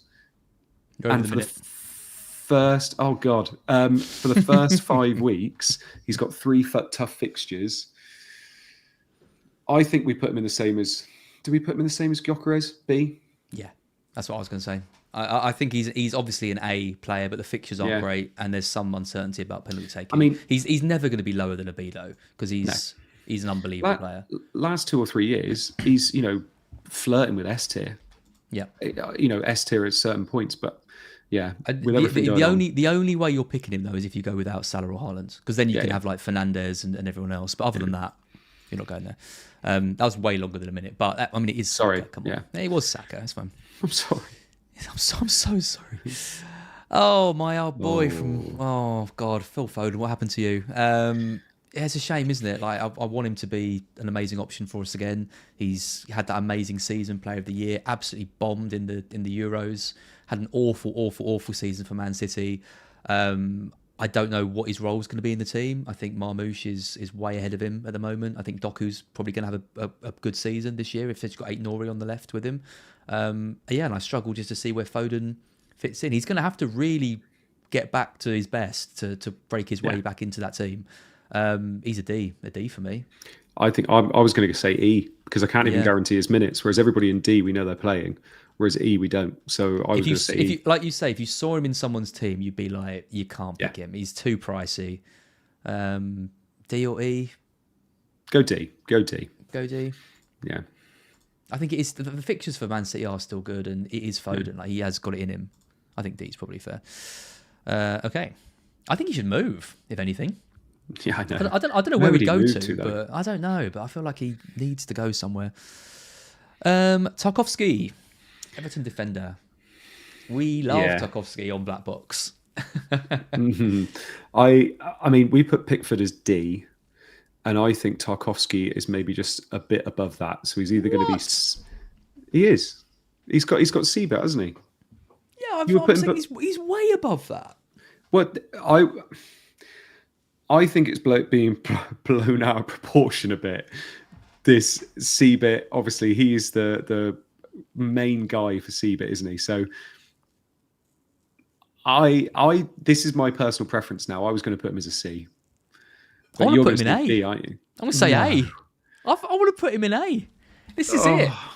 He's the poster boy. He is the DEFCON poster boy. If you believe, have you got no faith in DEFCON, Andy? Have you seen the chat, by the way? It is CDASDCB. Yeah. He's the chosen one. Tarkowski is the chosen one. It's great fixtures. It's great C-bit. He's got goal threat. I love it. The only issue with it is is he fit? If he's not fit, then obviously you can't pick him. But if he's fit, he's 100% in my team. 100%. No questions asked. I mean, we can't ask the chat because they're all over the place. So... you say C, I say A, so should we put him in B then? Yeah, go on him. Yeah. That's fair. God, James Tarkowski. I think you're unlucky there, James. He could be high. I am forgetting the timer, sorry. I got too excited. I saw Tarkowski's name come up and I got way too excited. Another Brighton player, Minte. I think he could be a breakout star this season. Not biased at all. I think he is an amazing player. I think he had a bit of a rough, dodgy season last year, but there's a hell of a player in there. Right. The issue is minutes. So that is going to mean you don't pick him at the start. But I wouldn't at all be surprised if he went on and he was in a lot of people's teams by the end of the season. So first 5 games? I wouldn't pick him at the start. I'd put him in the Matoma bracket. I'd probably put him as a D. But honestly, watch out for him. Great player. Okay. I mean, I'd say E, personally. I've got no idea whether he's going to be playing. And if he was in someone's team, I'd be like, look at all these other players you could be picking. Really? No, I wouldn't be that. I wouldn't be that averse to it. The chat says D, I think, from what I can see. Actually agree with me for once about a Brighton player, Cool. no less. Go D then. Poor Minte trying to put him in E. Thing is, like Matoma at a D and Minter at D. I suppose they're different prices, aren't they? But yeah. And then rotate the E. I think that's probably right. yeah. I'm pretty happy. Do you know what? I think we're actually doing all right with this. I think there's no one on there that I think we've massively like messed up and regret. Yes. Well, here we it a go. week. Oh. Here we go. Famous last words. There's Now no one we we're regret. talking. Now we're talking. Now, regular listeners of Black Box might remember last season talking about a Brighton left back. Well, we got a new one through the S tier. door, and I'm urging you all to trust me again. Walk once more into the breach with me, dear friends, because De Kuiper is going to be the revelation of the Premier League 25-26. Trust me, if you're listening to Black Box, you know, you've got to have the belief that one day a Brighton left back is going to surpass everyone's expectations. S. Stop it. Don't you dare. For 4-5, if he's actually playing at wing back, and he might be on penalties when Welbeck isn't on the pitch, I genuinely think he's a brilliant option. He's B. I'm saying B. I'm saying C. Your fixtures to start with as well. I don't see any clean sheets. Maybe Everton. I don't see any clean sheets there. This is why you finish 500k. That is so fair and so harsh, so cutting. I think C. I think 4.5 for someone that, like you said, has got a lot of upside. I get. Parko regen. Yeah, exactly. Oh, I love you all and hate you all so much. Okay, we'll go for C. Nice. You know, after last year, I can't fight it too much. But I mean, what were you expecting? 4-5 though. Come on, take the punt. Walk with me, dear friends, hand in hand. Let's go. Elanga, Newcastle's big money signing. Yours. I mean, who's he going to be supplying? We've got no idea, have we? Literally got no idea. Osula. Yeah, exactly. Yeah. So with the first 2 fixtures as well, I think to start the season, it's a poor pick. I really do. I think he's going to be in. I mean, he's going to be playing, so he's not going to be as low as E, but I think he's going to be D or C. I'm just trying to look at. I think he's probably going to be a D. I think C. I think D's harsh. I've considered Langer. I've said it a couple of times. I genuinely have. I looked at him and thought, I don't mind that. But then obviously the Isak news tempered it a little bit. But he's all right. Based on the information we know now, I think he's a D. Yeah. It just seems a bit harsh. Who's he going to be supplying? There's no one there. I just think he's better than the other options in D. What do we reckon, chat? We'll let you decide on this one. Got 3 seconds. Fina said, "Do we have the same beard length intentionally?" Yeah, Manscaped.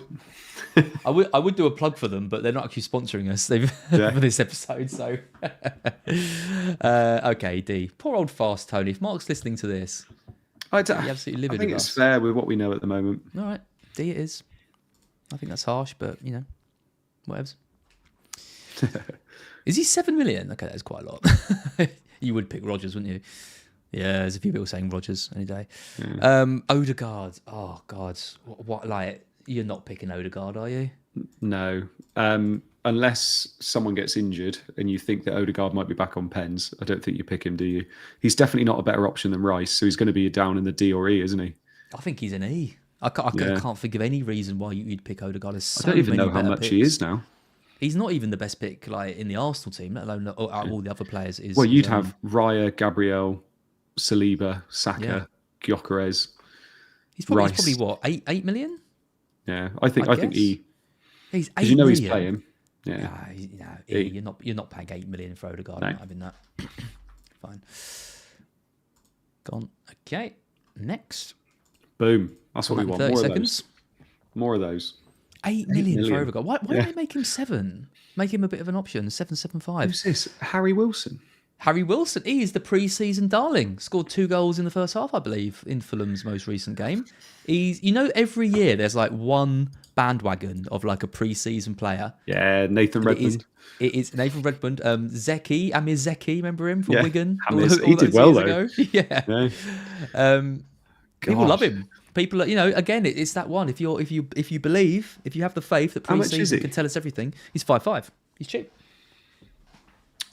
He's cheap.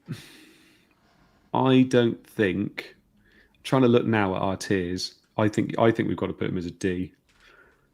Because our C tier, they're pretty reliable, and those D tiers are that next level down. I think he's a C because he's 5.5.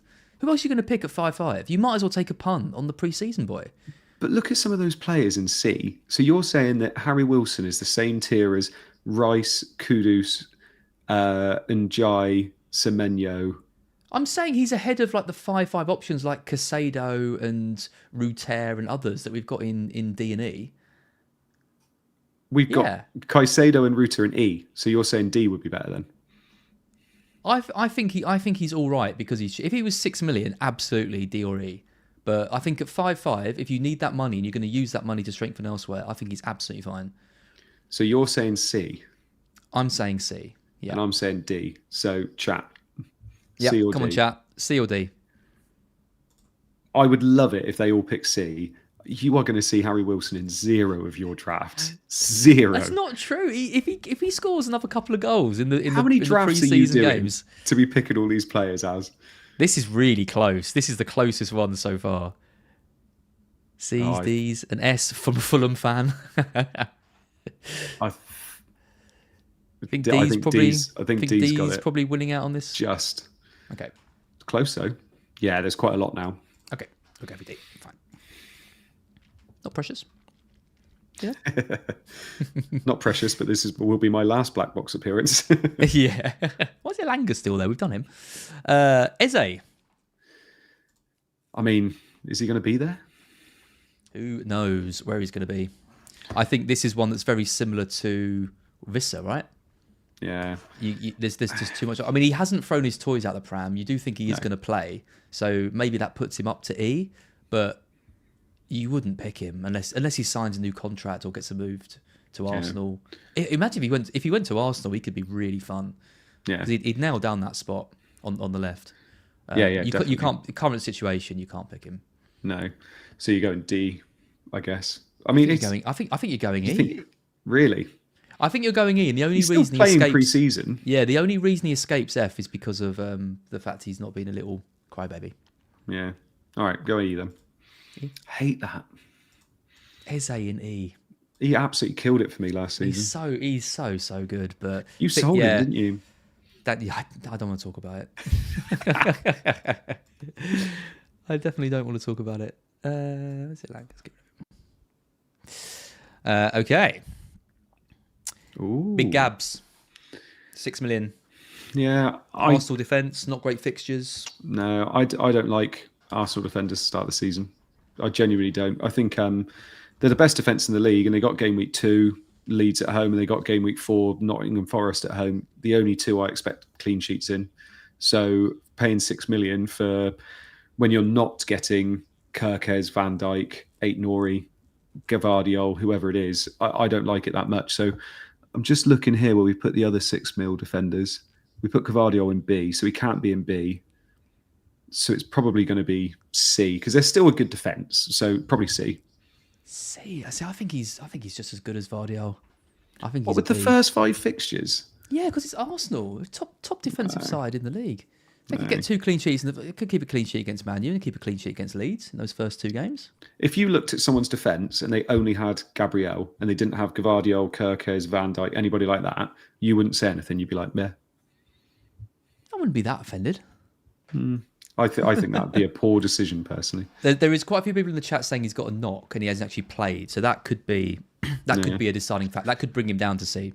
actually, because I am a bit reluctant. If players haven't played in pre-season, I do think that is a problem. So Gabriel C, that seems crazy, but okay.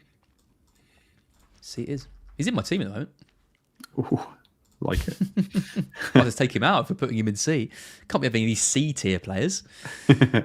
B's and A's and S's only.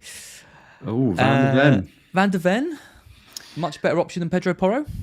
He's 4.5, isn't he? He's got quite nice fixtures for the first 5, apart from game week 2 against City away. For 4.5, the only thing it'd be quite good for C-bit, I'm assuming. He's not. Is he not? He's not. No. It's a small sample, but in the games he did start, he wasn't getting it at all. It's difficult. It's difficult. They're going to be better under Frank. It's going to be a different system, whatever. But the signs aren't great for him. And he's also not good from set pieces. He can't head the ball for toffee. So he can run the length of pitch and smash one in though, which is fun. It can. For 4.5, and with the fixtures as they are, and if Frank can improve them, he's not awful. So I think he's probably going to be C. I think he's the second best 4-5 option. What, Wan-Bissaka being top? No, to Kuiper. To Kuiper. I'd rather have Van der Ven than Wan-Bissaka, I've decided just now. Let's pick C then. I think he could be a B, but we've got De Kuiper in C, so we'll put Van der Ven in there as well. Someone said, as you said, he can't have any City's draft, but has Rice. Yeah, but I wanted him in B, so that's not my fault. Yeah, exactly. I've been overruled. So I'm just going to delete Elanga from this thing. I don't know why I put him in twice. There you go. It's one less. Here we go. How many we got? It feels like we're about 15 left or something. Yeah. God, Bowen. Good luck putting this through my clip thing at the end of this. Well, they're all 2 minutes, so I know. In theory we should have 70 things to talk about. Okay, Bowen. I like reclassified. Bowen. Yeah, I like Bowen, even as a striker. It's a shame he's 8. If he was 7.5 as a striker, he'd be gold, I think. But the fixtures aren't that bad. West Ham are a bit of a mess, but he scored against United in pre-season. Yeah. I don't hate him at all. I think he's going to be B. I think as a striker. I'm glad you said that. I think he's a clear B. I think if he was a mid, you could even argue A. Yeah. It's interesting though, on Scout they looked at reclassification points. Actually, Bowen wasn't too affected by it because he got so many goals and you get the extra bonus for those. He didn't actually lose out many points being and obviously you lose the point because he was in midfield before and all that, but he came in and around about the same. West Ham are pretty shambolic, and I don't think they beat Sunderland game week 1. Yeah. I think Sunderland probably win that game. How many times have West Ham been awful and he's still... It's just Bowen, isn't it? Yeah. I think you can't put him any lower than B, and I don't think he's quite at A. So I think B is fine. Cool. Cool. Come on. Here we go. Come on. Okay. Is this one? Nice. Marlon at 5.5. I mean, do you know what? I've been seeing him come into a lot of teams, and 5.5, I was like, surely he can't be... They don't have anybody else that's going to play up there. Apart from what they got, Watkins at the moment, they got Bailey. And apart from that, Rashford's obviously left, Asensio's left, they've got everybody else has left. So for 5.5 to start the season, I don't think it's actually that bad, personally. And you obviously prefer him to Wilson. Yeah, exactly. And I think he's an easy C, right? Yeah, I would say C. Yeah. Yeah. I think he's someone a bit different. He's someone that not many casual... Sorry to use the offensive term. We'll pick. I think he could do well, and you have the only issue with him is you haven't really got anywhere to run if he is crap, which he could be because he could just miss out and not play. So you got to have a bit of an exit strategy for him. But 5.5 worth a punt. Yeah. People saying in the chat, by the way, he's not going to play. There's no one else to play unless Bailey plays. Yeah, exactly. I know. There's no one else to play there. Munoz. He hasn't been in a single one of my drafts. He's been great in pre-season. I love him. He is genuinely, for me, the best attacking wing-back in the league. He is so ridiculous how far forward he gets. Some of the positions he takes up are just crazy. It's just a shame his fixtures aren't great. But then if you can somehow keep him in those games against Chelsea and Villa, but then he's got Forest, Sunderland and West Ham, he could still do bits. I think for 5.5, I think he's going to be B for me, even though the fixtures are there. Easy B, and it'd be A or S if if his fixtures were better. slightly kinder. Yep. You can't look past the fact he's got Chelsea and Villa away, but he could do loads of things in those first 5. X-Fun, XF, I keep saying. Yeah, a lot of people saying A. A lot of A's in the chat. We've actually gone quite low there. Yeah. Chat says A, but we're overruling you because we actually agree for the first time in a while. This is going to be Raya, I think.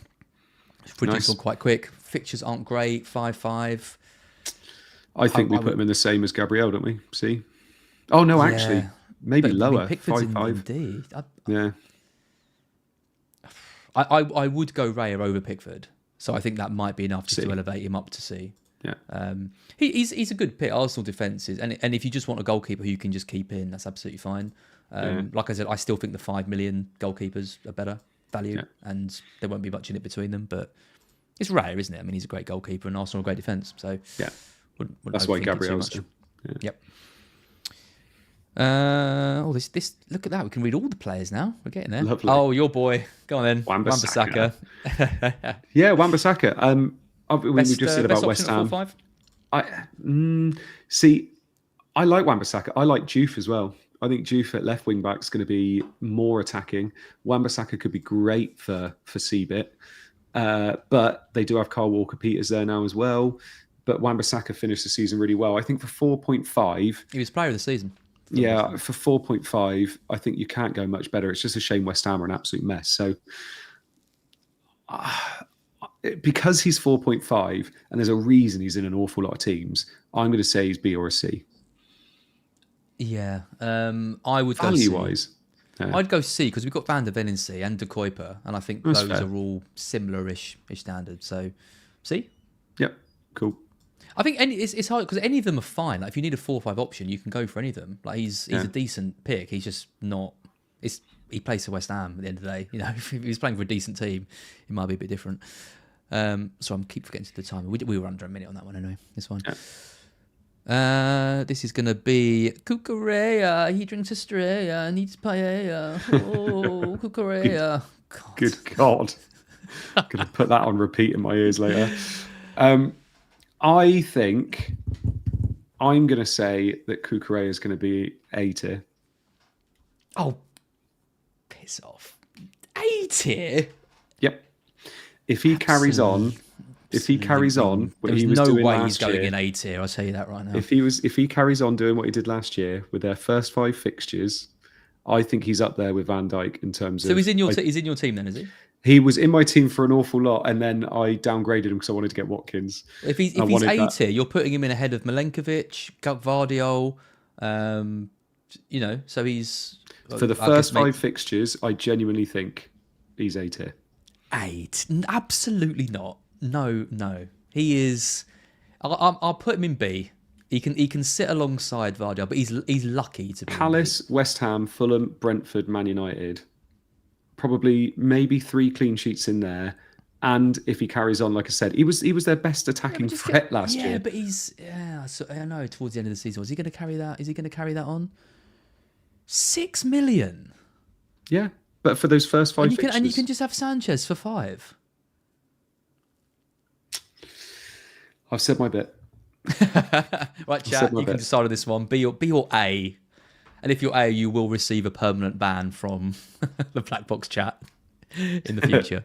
A couple of people saying S. Oh, bloody hell. Quite a few people saying I'm right, which they're now my favourite people in the world. B. Excuse me, are you just ignoring all the A's? A with as. F. There we go. Bellon can have a raise. It's very mixed. It's very mixed. I think on average, it's probably more of a B than an A. So go with B, mate. Okay. Good. Thank you. I would have to end the stream early, I think, if we were putting Cucurella in. Oh, I can't stand that guy. So bitter. Okay. Oh, speaking of bitter. Here we go. It's going to be João Pedro. He was one of the first players I picked. He's now out of my team. No reason. Hasn't even played. I just went for Solanke instead. He's the highest owned player, I think, in FPL. Yeah, 60-odd%. It's a tricky one with him because I genuinely think he's a really good pick for the first few weeks of the season, like 2 or 3 weeks. You know, when Jackson's out, he's had all this boost from the Club World Cup. I think he's really good, but then he becomes a problem. But if he does well in the first few weeks, then he's just going to keep that, and he is versatile. I mean, I don't think he's particularly good on the left, but he could play there or in the 10. I don't think we can put him lower than Solanke. I think he's got to go into A tier. Yeah, that's where I was thinking. I think people are blinded by the fact he's 60% owned. If he was 10% owned, everybody would be like, yeah, he's brilliant. I just think for the fixtures they've got, with the way he played in Club World Cup and the way they're going to be supplying him and the fact he can actually finish, I think he could be brilliant for the first 5 weeks. I think there's a reason he's so high owned. Yeah, and I think it's the perfect example of, like, with this tier list, it's like, this isn't for the season. Like, I don't think Pedro is a great pick over the season, but I do think he's a great pick for the first 4 weeks. And then if he does get dropped or gets his taken off at 60 minutes, you just get rid of him. There's plenty of options at 7.65 to move him out. So his minutes will be good first few weeks of the season. That's what you want him for. Great fixtures. Yeah, I think you're trying to be a bit like anti-ownership, aren't you? I think if you're saying he's a bad pick, because he's not a bad pick, I don't think. Okay, the end's in sight, Andy. Like 10 left. I know. Frimpong, popular. Yeah. Person who won it last year's got him in his draft. Saw on Scout today. Really?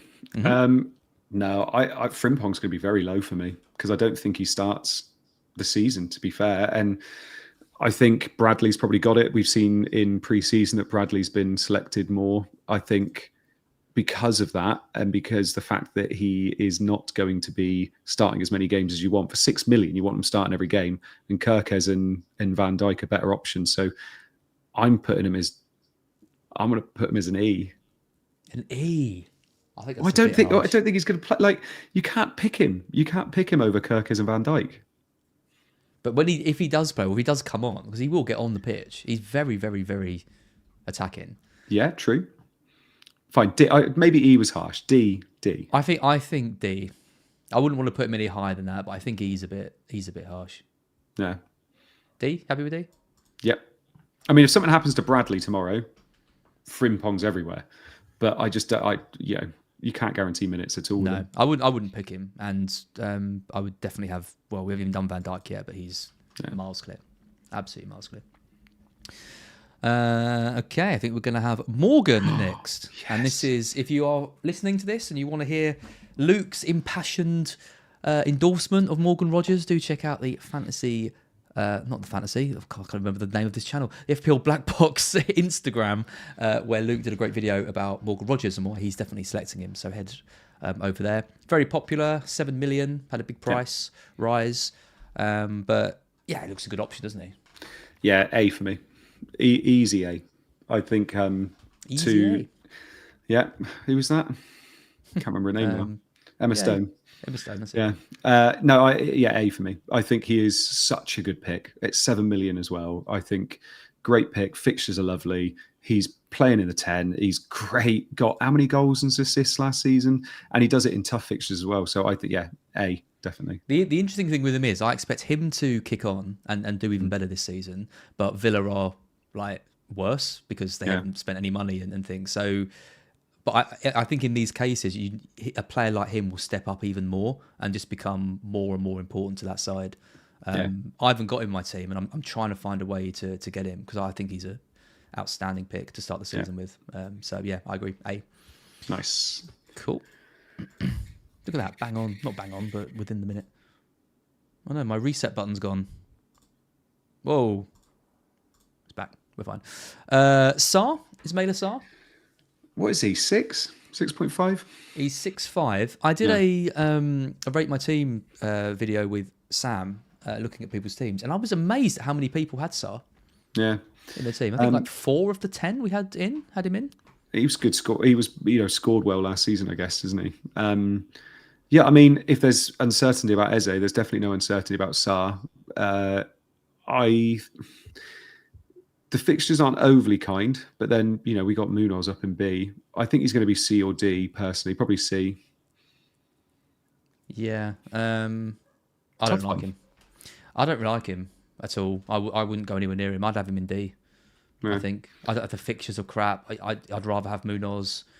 Yeah, I don't know. He was really frustrating at spells last season as well, wasn't he? Like, he'd scored 1 goal and you think he was great. Had great XG, but then never really delivered. Put him in D, then. On it. On D. Happy with D? Yeah. To D he goes. Next to a very attractive Frimpong. Like his stance. Okay. Next we have Colwill. Been talking up Cucurella. Yeah. What about Colwill? I've dabbled with having Colwill once or twice, but I think when you got Sanchez at 5, you probably end up going that way instead of Colwill, don't you? And obviously Colwill's only 5. He was less last year, wasn't he? Fixtures wise, and the fact he's 5, I think he's probably a C for me. Yeah, I think he's a C. He doesn't do great on the DEFCON. No. The fixtures are good. I mean but I still think Sanchez is a better pick. I don't mind him, but I don't think he's good enough to be a B, and I don't think he's bad enough to be a D. So I think C is the perfect place. If Colwill's a centre back that doesn't do well for DEFCON, well, exactly. I know. No. You're better off going for Lacroix. Yeah. I think at the same price. But we had Lacroix in C as well. Yeah. Yeah. Fine. Okay. We've got Kirkes next. In your team? He's not, because I've got Van Dijk. And it's basically now, it's whether we put Van Dijk and Kirkes in the same tier. Because, spoiler, I'm going to say Van Dijk needs to be A or S. And it's whether we put Kirkes in the same tier as him. I don't think he is. I think he's going to be slightly lower than Van Dijk. So I think B, probably for Kirkes. See, I think Kirkes is a B. I think that's quite an easy one. We're still waiting to see exactly what his role is going to be in the team. If he's playing really high up the pitch, it'd be interesting. If he's got to be a bit more reserved, because the right back, with Frimpong is bombing up and down all the time, is Kirkes going to have to be a little bit more shackled? No, Van Dijk's the much better option, I think. And looking at the players we've got in B and some of the defenders, I think that's quite an easy one that he goes in there. So, yeah, I'm happy with that. Cool. That's a quick one. Oh, we're nearly there now, Andy. 7 more. I know. Dorgu. He got 18 points, or would have got 18 points in that preseason game the other day. I mean, it'll be playing left wing back. He's on the list. It's only reason he's on this list because of that game. He'll be playing left wing back, but it's United and the fixtures are horrendous to start with. Not expecting many clean sheets at all in the first 5, so he's probably got to be a D. Yeah, I think he would have been an E or an F before that game though, and now at least we know he's got some attacking potential. I wouldn't pick him at all. I'd be half tempted to put him in E. Yeah, because Luke Shaw's been playing as well, so let's he could easily take minutes away for the pre-season X-Fun factor. He is not in proportion compared to the others. No, this is what I mean. Is I started out cutting out some of their pictures because he hasn't got a picture on the fantasy thing. It's just taking so. I spent hours doing these. I physically can't spend any more time. I did most of them. I think there's only a couple. I genuinely couldn't find some of them with new kits, so I had to just ignore that. But yeah, that's not with Dorgu. He's out of proportion. Yeah. Okay. Ooh. Yeah, Robert Sanchez. Love him. So basically, I don't love him. I don't actually think he's a very good goalkeeper, but I do love him because he's going to play. So I think you put Sanchez in the same as Sells. I completely agree. Yeah. I think that's to start the season with the fixtures and everything, I think there's not a lot between him and Sells. The only slight concern with Sanchez is that Chelsea go out and buy a new goalkeeper randomly. I don't think they will 6 now. on the books, but I think he did enough during the Club World Cup, didn't he? He made some really, really good saves. I think he's bought himself some time. They've got rid of Petrovic. Agreed. Yeah, I'm pretty sure I'll be starting with him. So yeah, he's in my team. Is it 5 left? 5 left. Here we go. Come on. Here he is. S tier. Right. I'm going to make a case here. Okay. Yes, we're both thinking A. But could he be S? I'm thinking S. Because with Seabit, with the fact that he's definitely going to be playing, the only thing I will say is with the fixtures, Newcastle away and Arsenal, but the other 3 are obviously lovely. There's no guarantee of clean sheets in those first 5. So if he has Chelsea fixtures, I think. But he's the first defender and the first one we've had that's not Palmer and Salah. I thought, could we put him in S? We both love him, don't we? Absolutely. To start the season. So I'm wondering whether we do.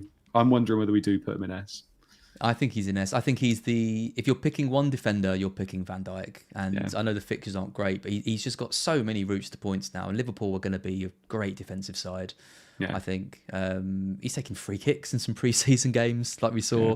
He's a threat from the air. He's getting DC in about 1 in every 3 games, which is great. Clean sheets. He's got everything you want. I just think he's by far the best defensive option. So yeah. Yep. Someone just mentioned no verts. I definitely had verts, so we are going to have to do verts as well because I want to talk about him. Right him now, actually. Should we add Isak as well? No, just do verts. I know you want to leave, but you can't. No, I don't think Isak, because Isak's going to be we just put him lower down anyway. Yeah. Martinelli. Mateta's the other one. Martinelli, well, I mean, with the Eze uncertainty and stuff, you put him in the same tier as Eze, because if Eze comes, he takes Martinelli's role, basically, doesn't he? So I think you put him in E. Yeah, I think that's an easy one. He's not bad enough to be F, but he's not good enough to be anywhere else. That's about the quickest one you can do. Yeah. Don't pick Martinelli. We've got Odegaard in E, haven't we? Yeah. He's marginally better than... Price as well. Yeah. Where is Martinelli? I just had him. You've got him on the screen. Yeah, I know. I've lost him on the thing. Hang on. Do you want to spin the wheel while you're looking? Sure. Martinelli, where are you? Who's that? Got him. What? No. Konsa. I hate that people are picking Konsa. Have a word with yourself. Why on earth are you picking Konsa? He was great for me last season. 90 points last season he got or something. Yeah, because you can get him for that one goal he scored. He's an awful pick. No, he's not. 4.5 million. He's got, for me, he's a C. He's the same as Wan-Bissaka. He is a lovely 4.5 million player to have on the bench or to play in weeks you need him. He's cheap. He's got the minutes. I think he's a C comfortably. You can't put him below a C. We've got Anderson in D. No, I think he's worse than Anderson. Then we need to change Anderson. Then Anderson needs to be a C. But I think we can't. But for fixtures as well, I think you've got to have him as a C. I can't believe that people are picking Konsa. I honestly, he's the most boring player who's consistently gets no points, who doesn't do well on defensive contributions, has no goal threat. He'll 100% be in my team. He'll be in your team. Yeah, 100%. Not starting, but he'll be on my bench. Why? We've got Tristan. Players... You've got it spot on. And he needs a wee. Yes, he does. Let's get this done. No, it's for a wee. I got nothing on underneath here, mate. Right, carry on. Well, I think D, and you think C. So I do think C. We need the chat to decide. Do a spinner while we're deciding them.